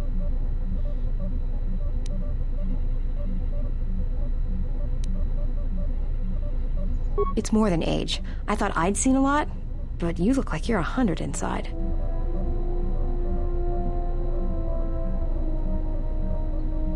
Run away? You're the one who couldn't handle me. I'd kill you.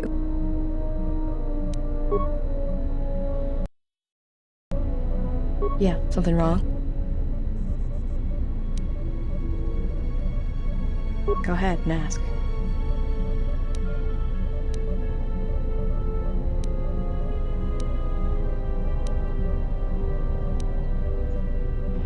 Made it. It's custom for me, which is a good thing, because I wouldn't want anyone using it against me. I can show you how to make rockets, though, if you'd like. All it requires is a good skill with demolitions. Anything else you wanted to know? Shoot.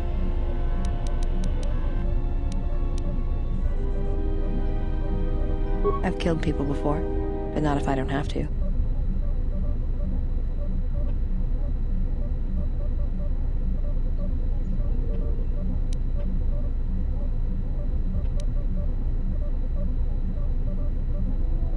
Oh, do I? Is that it? How you could ever possibly hope to understand is beyond me. Jedi don't have family. I know what happened at Malachor 5, and I know the Jedi didn't care about life there.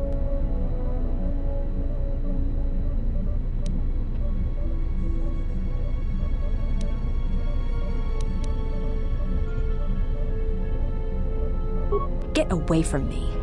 The next time you come and ask me a question, I swear I'll shoot you in the head and dump you out the airlock.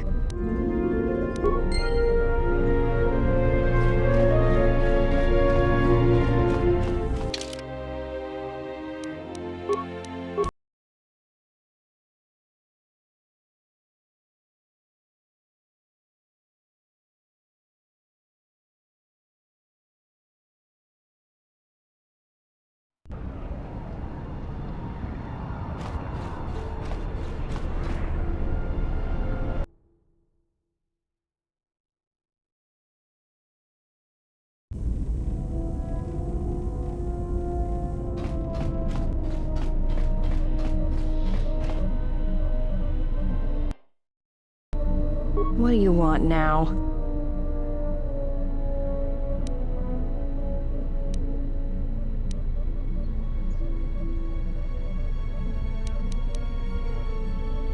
Whatever, don't worry about it. It's just a sore subject with me.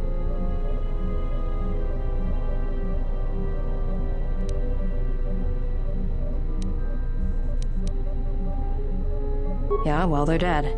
That's how that story ends. But not everybody's story has to end with losing their family or their loved ones. And not all the bounty hunting I do is for criminals or killers.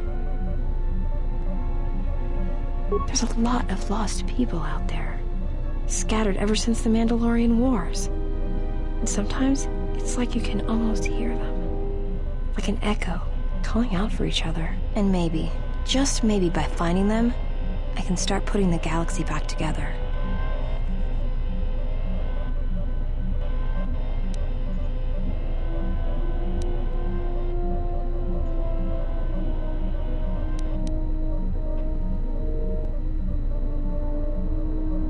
Maybe. We'll see. I don't even know why I'm telling you this. But you're not getting anything else out of me.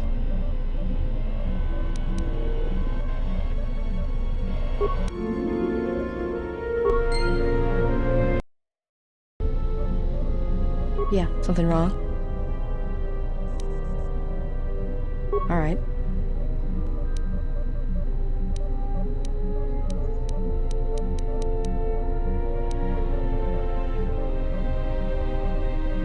Yeah, more or less. I wasn't born there, I just ended up there. Well, the war happened. The first one, against the Mandalorians. Had family right up until the end. It's not really a new story, you hear it all over the galaxy. It's what happens after the wars are over that you don't hear much about. I think so. After Revan crushed the Mandalorians, planets throughout the Republic were flooded with refugees. I was just one of the others. Me? I got passage to Nar Shaddaa. From there, not much you can do, so I became a bounty hunter.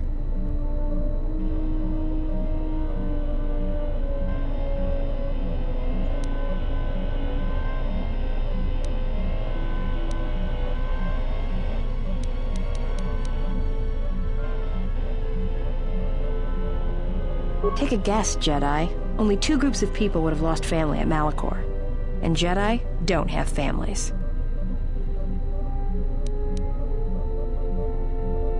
As much as any slave becomes a Mandalorian. They took prisoners on every world they conquered to bolster their ranks. And they took a lot of worlds.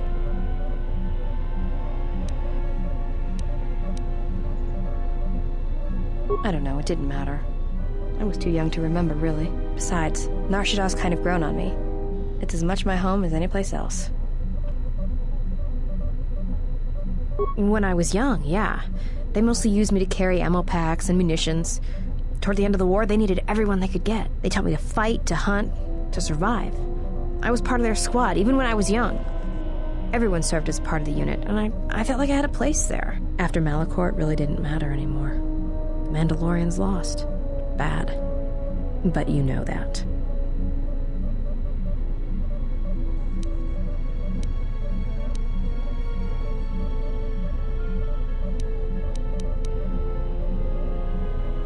Should I be? Maybe I should ask you if you're happy about all the Jedi who died on Malachor 5. Maybe it felt like you lost family there, but I doubt it. Yeah, I know. I saw the worlds they left behind them during the war. That kind of stays with you, I haven't forgotten it. What happened at Malachor, they probably deserved it. Should I be? Maybe I should ask you if you're happy about all the Jedi who died on Malachor 5. Maybe it felt like you lost family there, but I doubt it. Go ahead and ask.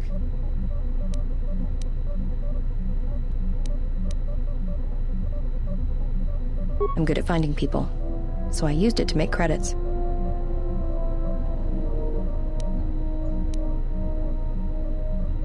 Not if you know your target. Usually you get a hollow or rough description, and then you just sort of listen to it, get a feel for him or her, then start walking. This is a little hard to explain, but Nar Shaddaa's got a flow, a life to it. You see all kinds of aliens and life there, and it's got currents.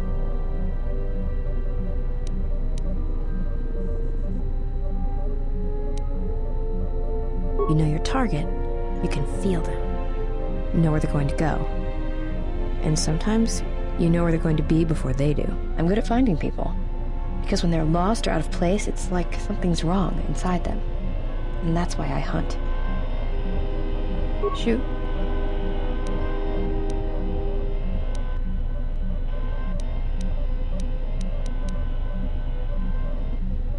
Anhar's only a bounty hunter because that's the closest word for what he does. He's not out for credits. It's more vicious than that, and it runs a lot deeper. It's like he's out to make the whole galaxy suffer. Every living thing in it. He wants to break them, ruin them. And when they can't suffer anymore, he wants them dead. I didn't kill him once. Biggest mistake ever.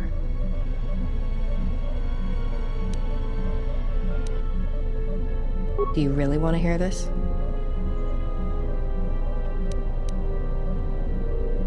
Well, Hanhar and me go way back, in the worst possible way. He's from some forest planet on the Outer Rim where Zerka had set up one of their slaving operations.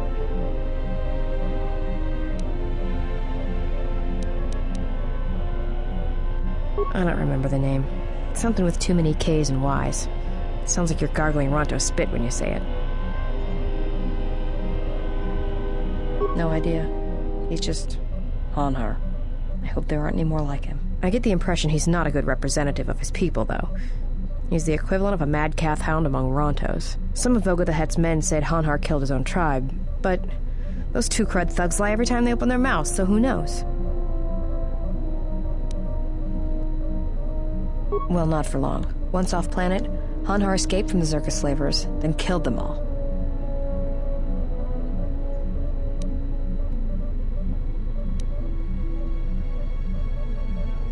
I don't know. I always thought he just liked using them as weapons.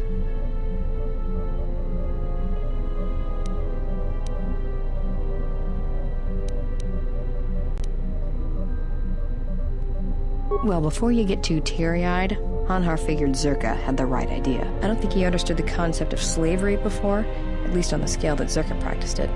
But now he did. You ever hear of Dursan 3, or the ID cluster colonies?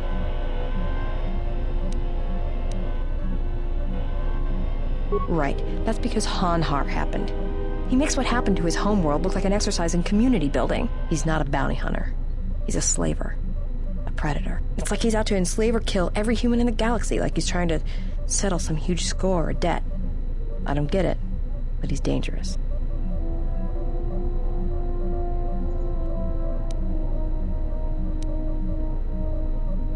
Anyone who paid credits. And sometimes he just hunted humans for sport. The ones who survived, he sold to the exchange, to the huts, to anyone who'd buy bodies. Living or dead. He and Voga used to do big credit transactions. That hut really liked the look of unwrinkled humans for some reason. Didn't make him too popular with the other huts, let me tell you. I was prey.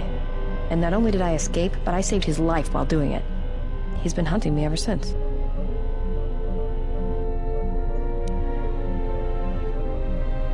I don't pretend to understand it, but among his people, they have these codes of honor. But somewhere along the line, Hanhar's got twisted. His people form these things called life debts. If you save the life of one of them, they pledge themselves to you.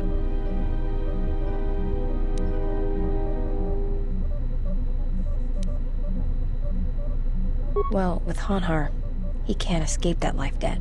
It's bred into him. But he hates every other living thing in the galaxy, so pledging himself to someone else, especially a human, was unbearable. So when I saved his life, it was the worst thing I could do. It was like slavery all over again. But it was in his head. It was like it pushed him over the edge. A life debt to Hanhar is a death sentence. He'll hunt you until you're dead. When I saved his life, it meant he had to kill me. And so he kept chasing me in hopes I would die. I think the fact I showed him mercy after hating humans for so long, that was something he couldn't stand.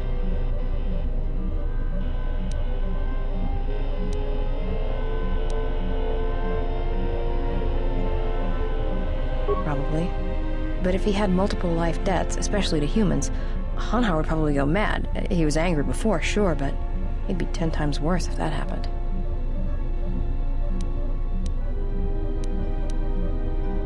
Hanhar's tough. Really tough. And when he loses it, it's like nothing can stop him. I've seen him shrug off blaster bolts, Bothan stunners, and even survive a freighter crash on Dursan 3. He keeps coming.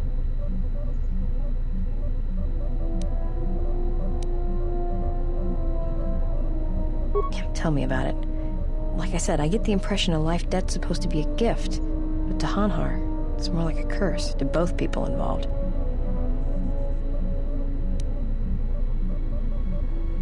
Oh, I'm glad he's gone. It's like a weight off my shoulders. I don't have to keep watching my back every minute, wondering when he's gonna show up. And he always did. It's like he always knew where I was. Trust me, if he was still alive, he'd be chasing us even now, waiting to ambush us when we least expect it. And he always shows up at the worst possible time. He was one of the best bounty hunters on Nar Shaddaa. Hanhar never gives up on his prey. Or his life debts. He's a hunter. He's a natural predator.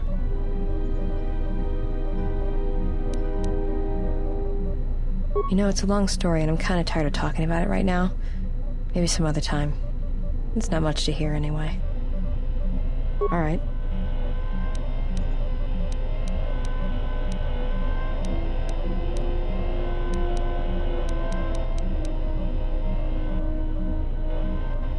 It's all this traveling, being trapped in the ship. Everything's just too quiet.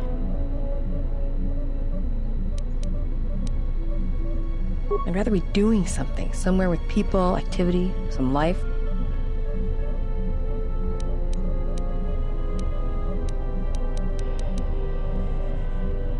Yeah, it's been a while since I've been off planet. Guess I got used to it.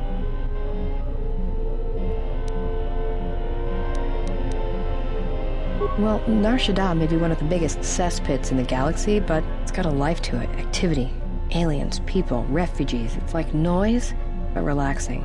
Like the hum of a hyperdrive.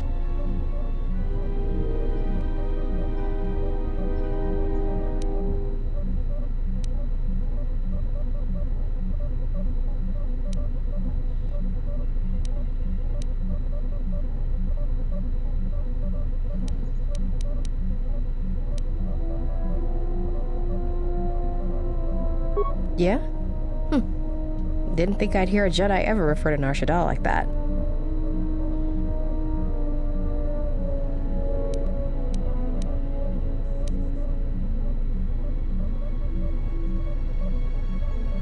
Yeah, right. Save the philosophy for some Padawan.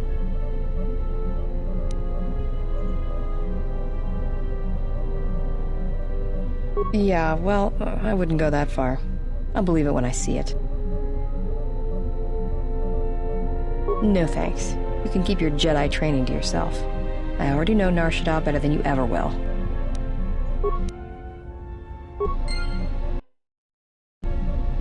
Yeah, something wrong? Go ahead and ask. Well, as happens on Nar Shaddaa, I made someone mad. Mad enough for them to send Hanhar after me. Turns out they were even able to get him cheap. He'd heard about me and wanted to hunt me down, for sport. He didn't think I'd be much of a challenge. Well, he tried to box me down in vents beneath the Nar Shaddaa docks, and he'd set one too many proximity mines to cover the escape routes.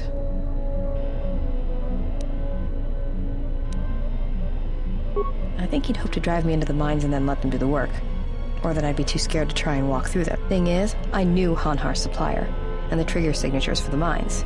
It was pretty easy to broadcast a signal to blind their sensor receptors for a minute or two. I figured that would buy me enough time to move through them and get away. Like I said, I disarmed the trigger fuses for enough of the mines to get by, temporarily. And Hanhar was pretty fast on my trail. I just made it to safety when he hit the first one. The blast leveled the entire ventilation section, and Hanhar was caught right in the middle, and he survived. Barely. He was crawling around, blinded from the flash and the plasma burns. And it happened so fast. And all the blood had been scabbed and crusted from the flash. I had the drop on him, and even blind, he knew it. He could still hear me. My ears were ringing from the blast, but I could hear him. I think he was begging me to let him live. His voice, it wasn't a roar, more like an echo of it. I suppose I should have killed him, but I couldn't do it. He was in pain, and he was helpless. So I dragged him out of there enough to get him to safety, and he kept hunting me ever since. He said he'd pursue me to the edge of the galaxy. No matter where I ran, he would find me and break me, that I would always be prey.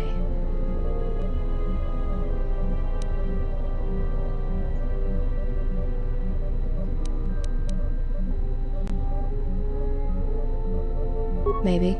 I've thought about that moment. A lot. Wondered if I would do things differently if I had another chance. Shoot.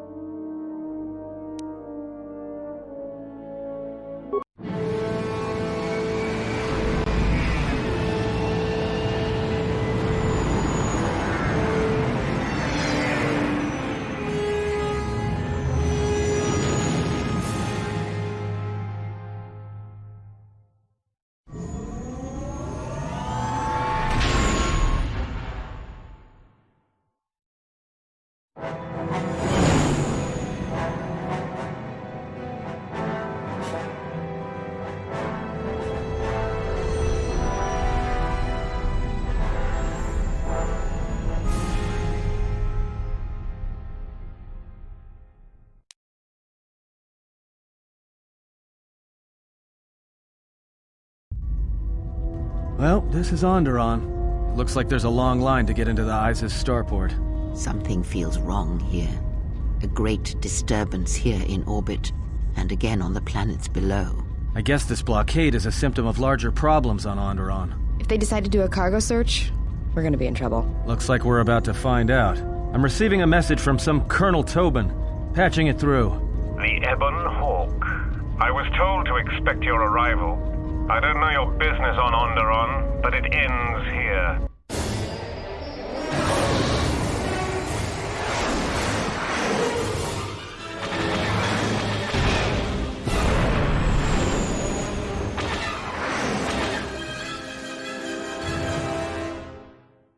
We've taken some hits. We can try to fight back, or I can outrun them and hide us on the jungle moon nearby. It's your call.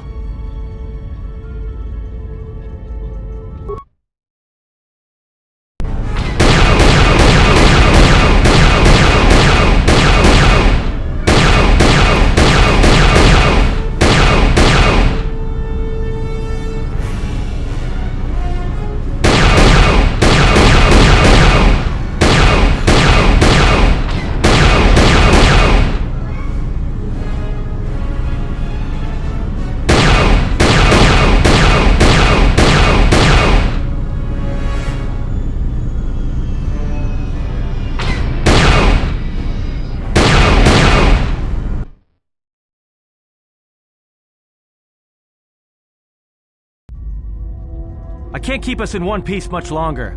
Sorry to spoil your fun, but we've got to land now. I'm gonna put us down on that jungle moon.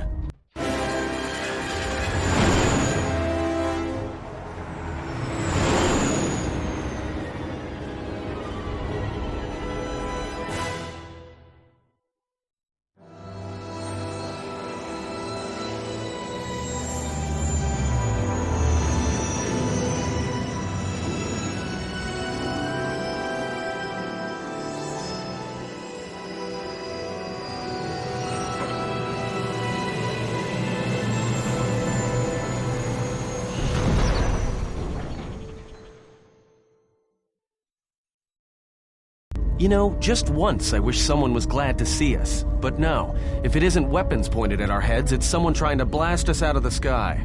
I remember the days when welcoming committee used to mean something, not being followed by blaster bolts.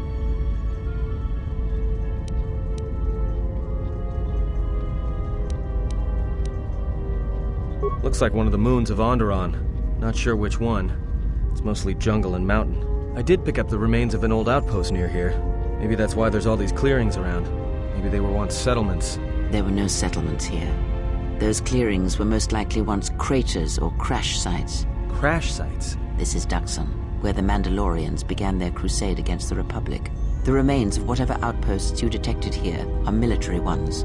We should be careful. This is where the Mandalorian Wars started? This doesn't look like much of a battlefield. Much is buried here, and there is much that should remain buried.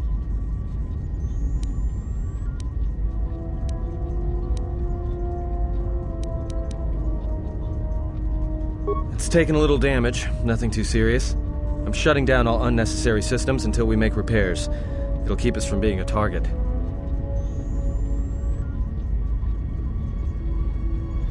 Well, the space battle's still going on overhead.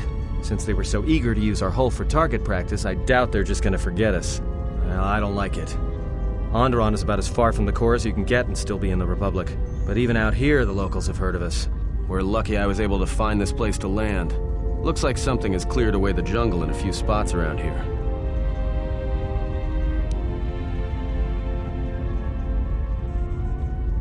Until the ship is repaired, we're not going anywhere. Unless you can find another route to Onderon, we should sit tight. There may be a means to get to Onderon by another route. The Force has guided us here for a reason. We should explore our surroundings. There is something here. Something? Oh, there's something here, all right. Predators. Not small flit darters, but big, mean, nasty predators. Nevertheless, we should explore our surroundings. And that nearby outpost would be as good a place as any to begin.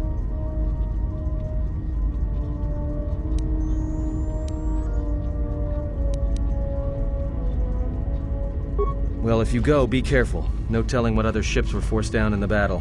I have a feeling the ship will not be repaired until our business here is concluded. Do I make myself clear? Yeah, I understand. What's so important about this place? This is where the Mandalorian Wars began. He fought here once, and there are things here he must see. He fought here? Why didn't he say anything? Do you speak of all your battles? Or are there some you wish to forget?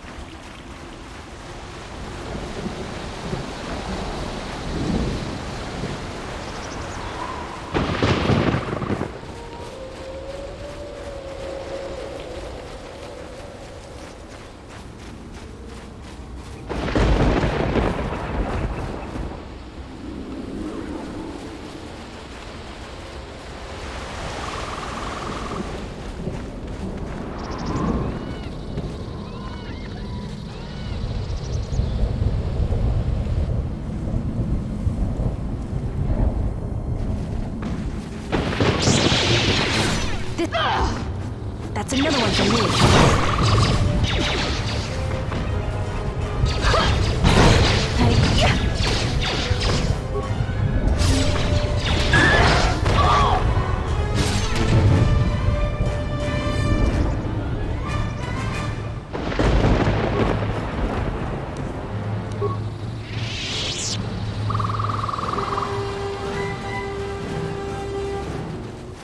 That's another one for me.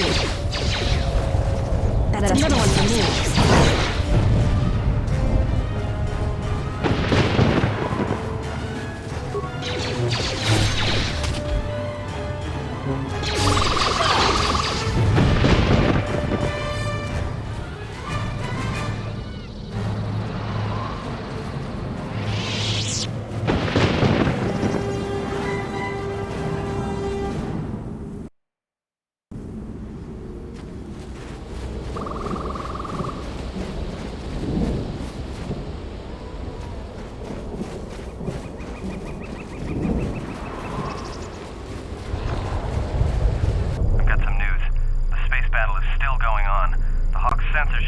Contact heading to the moon.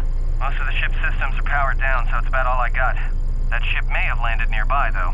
Or it may be on the other side of the moon. So you might want to prepare for another friendly Onderon welcome.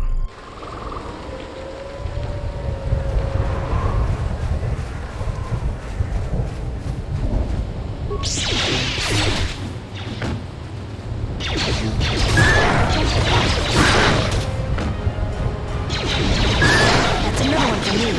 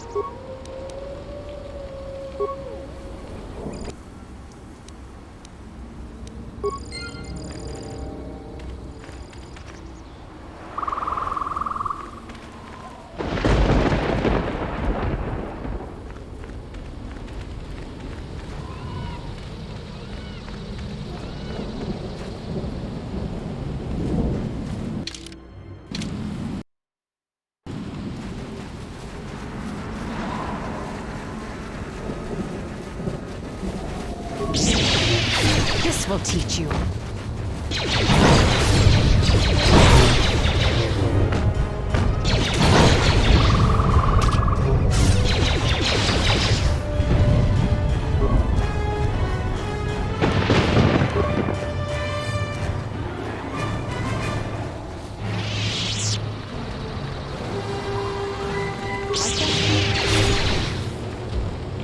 That's another one for me.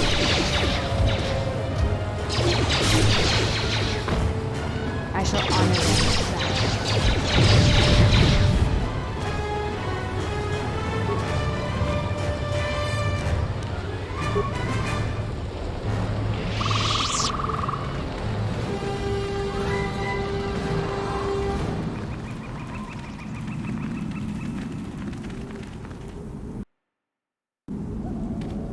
You thinking what I'm thinking? These jungles are filled with long, narrow paths, dumb beasts that just keep charging at you. This place is perfect for mines. If the carcasses were worth anything, you could make a fortune.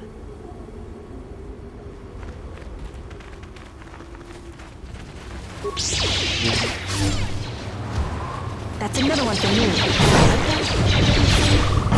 This will teach you.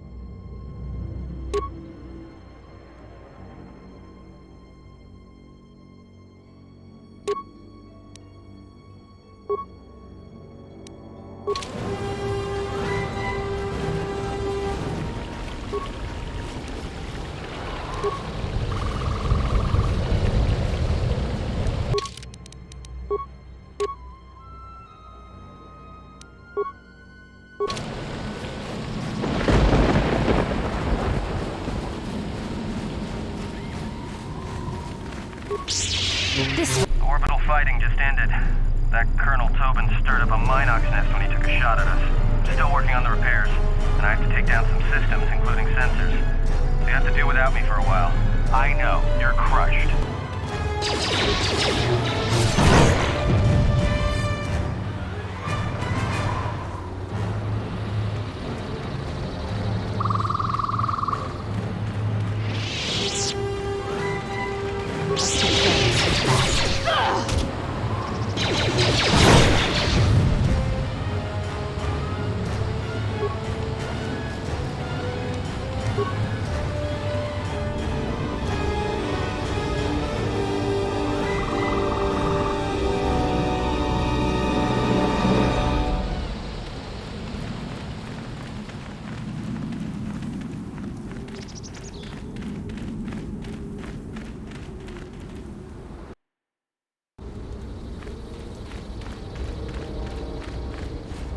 Donos emeragith, wanarakorachi drumka sa inchobin sasha.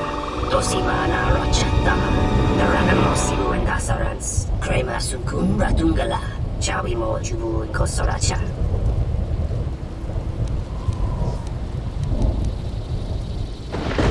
Fenko emarayam ka watasitu insula raka rakachata. Tamaso kinchuda wanka, mopiguna wana si chukora tawa.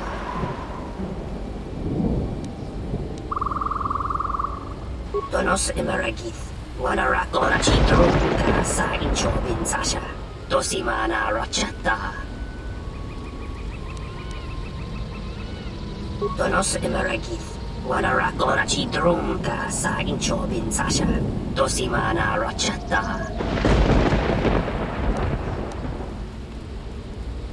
Donos emeragith, wanarakorachi drumka sa inchobin sasha. Dosimana rochata.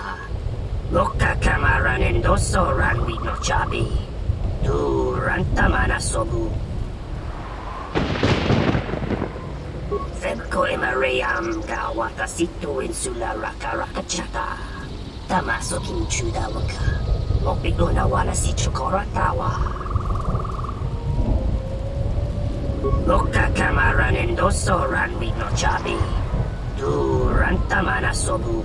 Naranamosibu and Asarans, Krema sunkun ratungala, Chawi mo jubu and kosoracha. That's another one for me.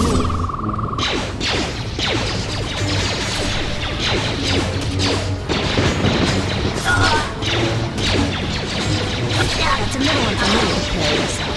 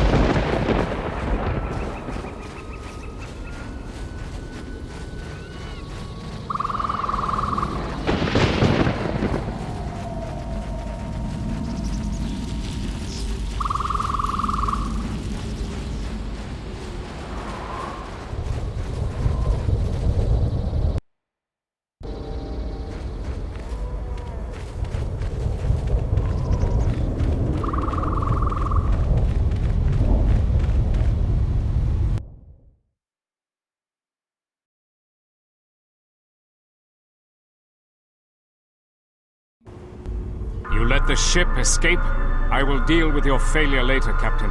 But for now, find that ship. Our ally has indicated that the Jedi hasn't left the system yet. Send a detachment to Duxon. If you find anything, alert me immediately. Now get out of my sight.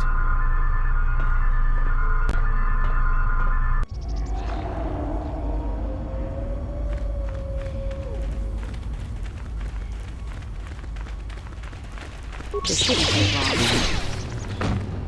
That's another one for me.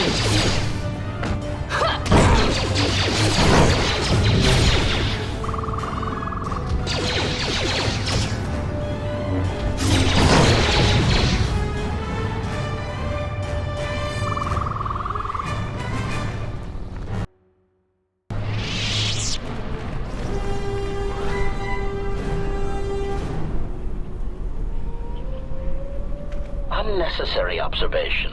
Targets acquired. Annoying recitation. Let us proceed to facilitate communications. Recitation. And bring about the termination of hostilities.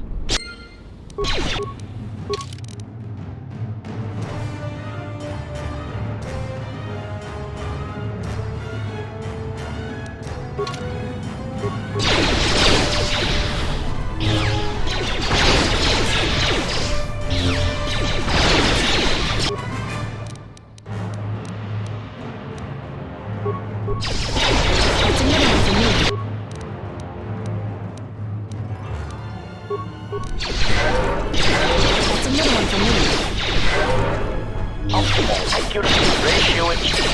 Systems failing, Master. Optimal accuracy ratio achieved. That's another one for me. Failing, Master.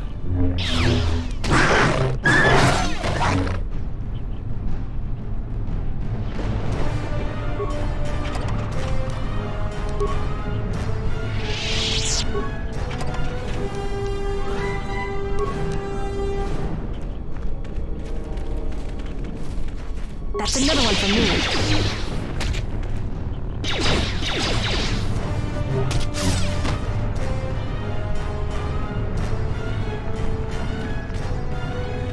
Watch it, Jedi. There's a body over there.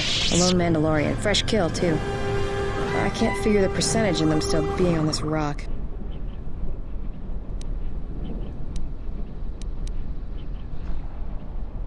Most Mandalorians I know are mercenaries, and not the cheap kind. Whoever hired him had a good reason to send him to this jungle. There may be more of them around.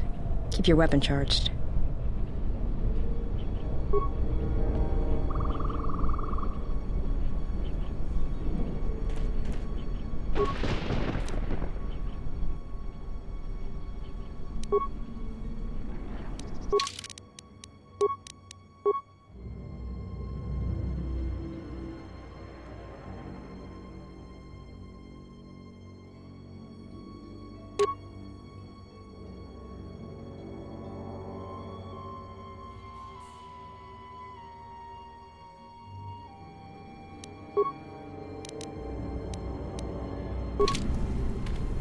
Ready.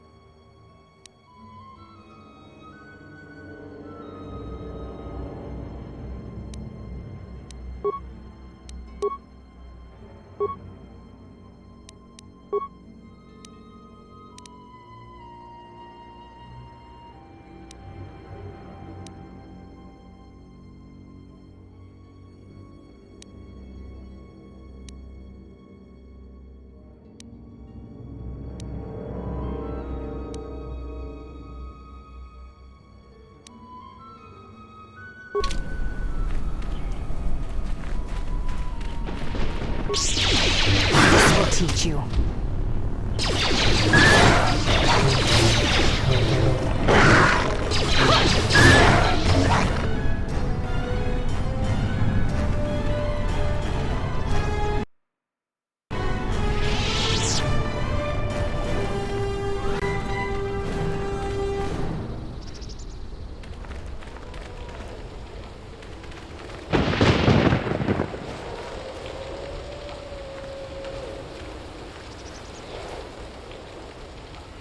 Hold it right there. We've got you surrounded. Great, just what we needed. Mandalorians. Keep calm. Their weapons are not raised. I do not think they wish to fight us. I'm surprised you got this far. The jungle doesn't usually let its prey go that easily. What are you doing here?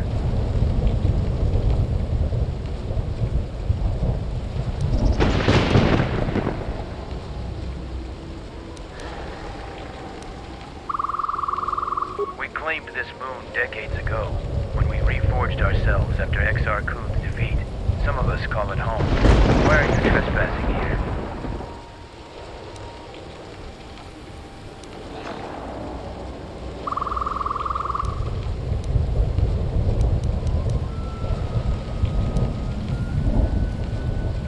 We expected as much. You visit Duxon by choice.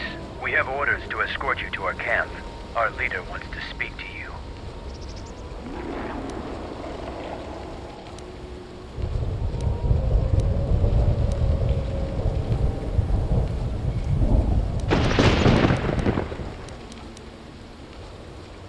You are coming with us.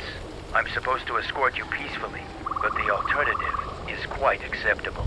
So your choice is, follow us as our guest, or see how Mandalorians have earned their reputation.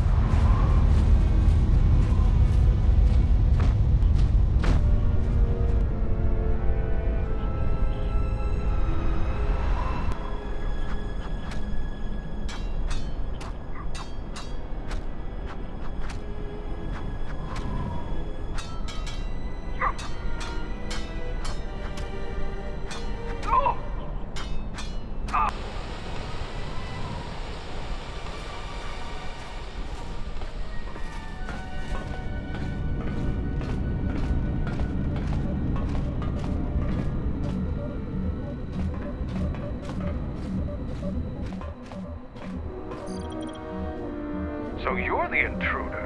Our sensors picked up your handiwork in space. I am Mandalore, leader of the Mandalorians.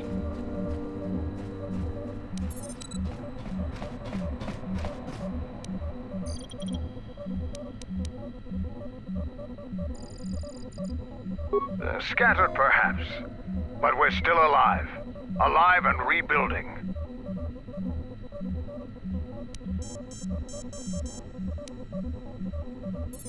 This used to be the heart of the Mandalorian war effort.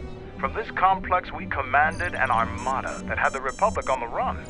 It didn't last.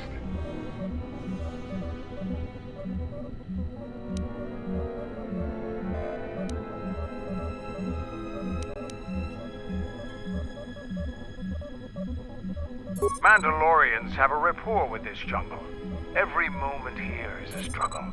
All creatures gripped in a constant war for survival. The sole purpose of the weak is to feed the strong. We train here and learn the lessons of the jungle. The beasts also help us keep our edge.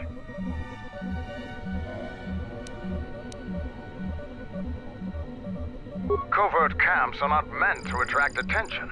Because we conquered them, the people of Onderon still hold a grudge against the Mandalorians. So we keep our presence here a secret.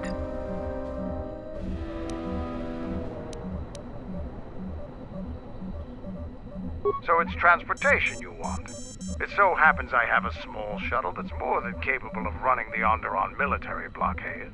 I make occasional trips to ISIS for information and supplies. If you want to go with me, you're going to have to prove your worth.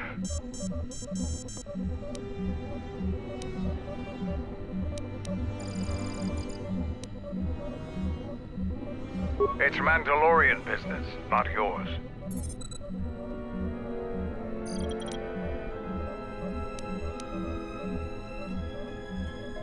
I could, but I don't know you.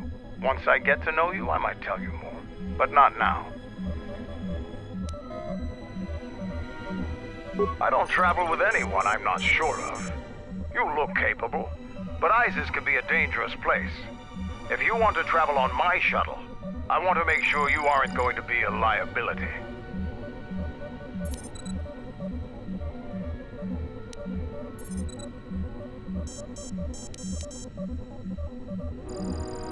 Figure it out yourself. Ask around. See if you can make yourself useful, or something that'll show what you're made of.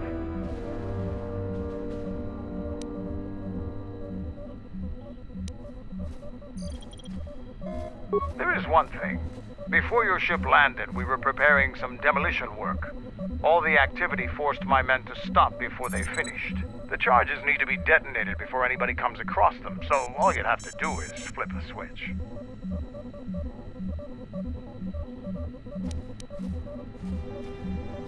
We were trying to uncover the entrance to a hidden cache of old Mandalorian equipment.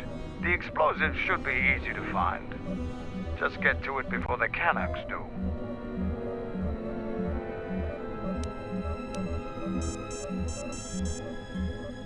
The last months before Duxon fell, the old Mandalore knew that Revan and the Republic were gaining the upper hand. He ordered our best engineers to hide caches of weapons and munitions throughout the moon, safely away from the enemy's hands.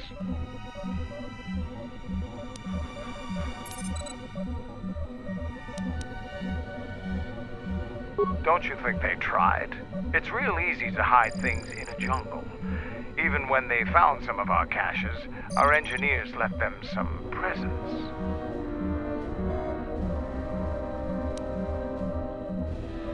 Kanaks are nothing more than pests, but they have a real talent for screwing up plans. Just get to those explosives in the next day or so, and you'll be fine. They're not much more than a couple of plasteel cylinders.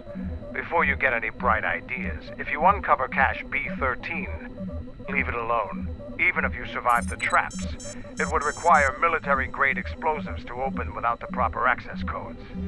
What's inside belongs to the Mandalorians.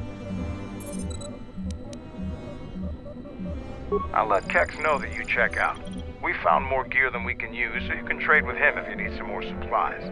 Be careful in the jungle. Our patrols have stopped until the space traffic dies down. The challenging beasts have been cleared from the area, but what's left might still be too much for you.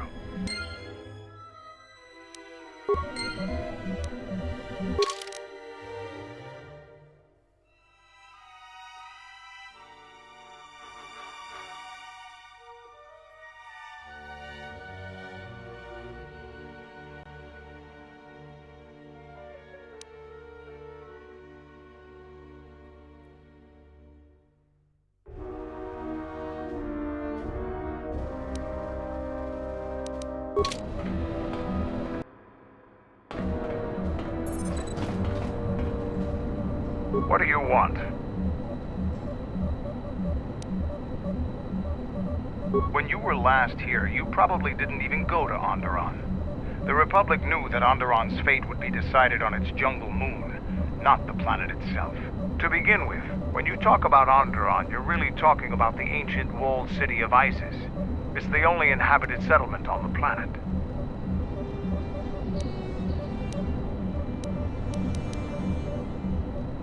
It depends on who you ask. Queen Talia rules from the royal palace, but her cousin, General Vaklu, has a great deal of power in Isis as well. They disagree about many things, just like their citizens. We fought General Vaklu during the war, and he is a worthy adversary.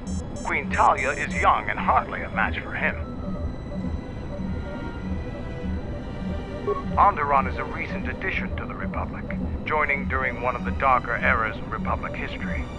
Since joining, the Republic has endured many wars and great battles. The people of Onderon don't possess the resolve and strength needed in these times. Many of them want to break away from the Republic. They want to go back to an earlier age when they could cower behind their walls. Their spinelessness made them easy to conquer. It's Mandalorian business, not yours.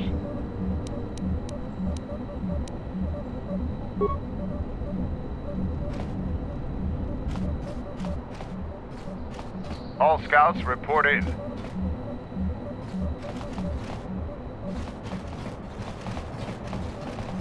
What do you want?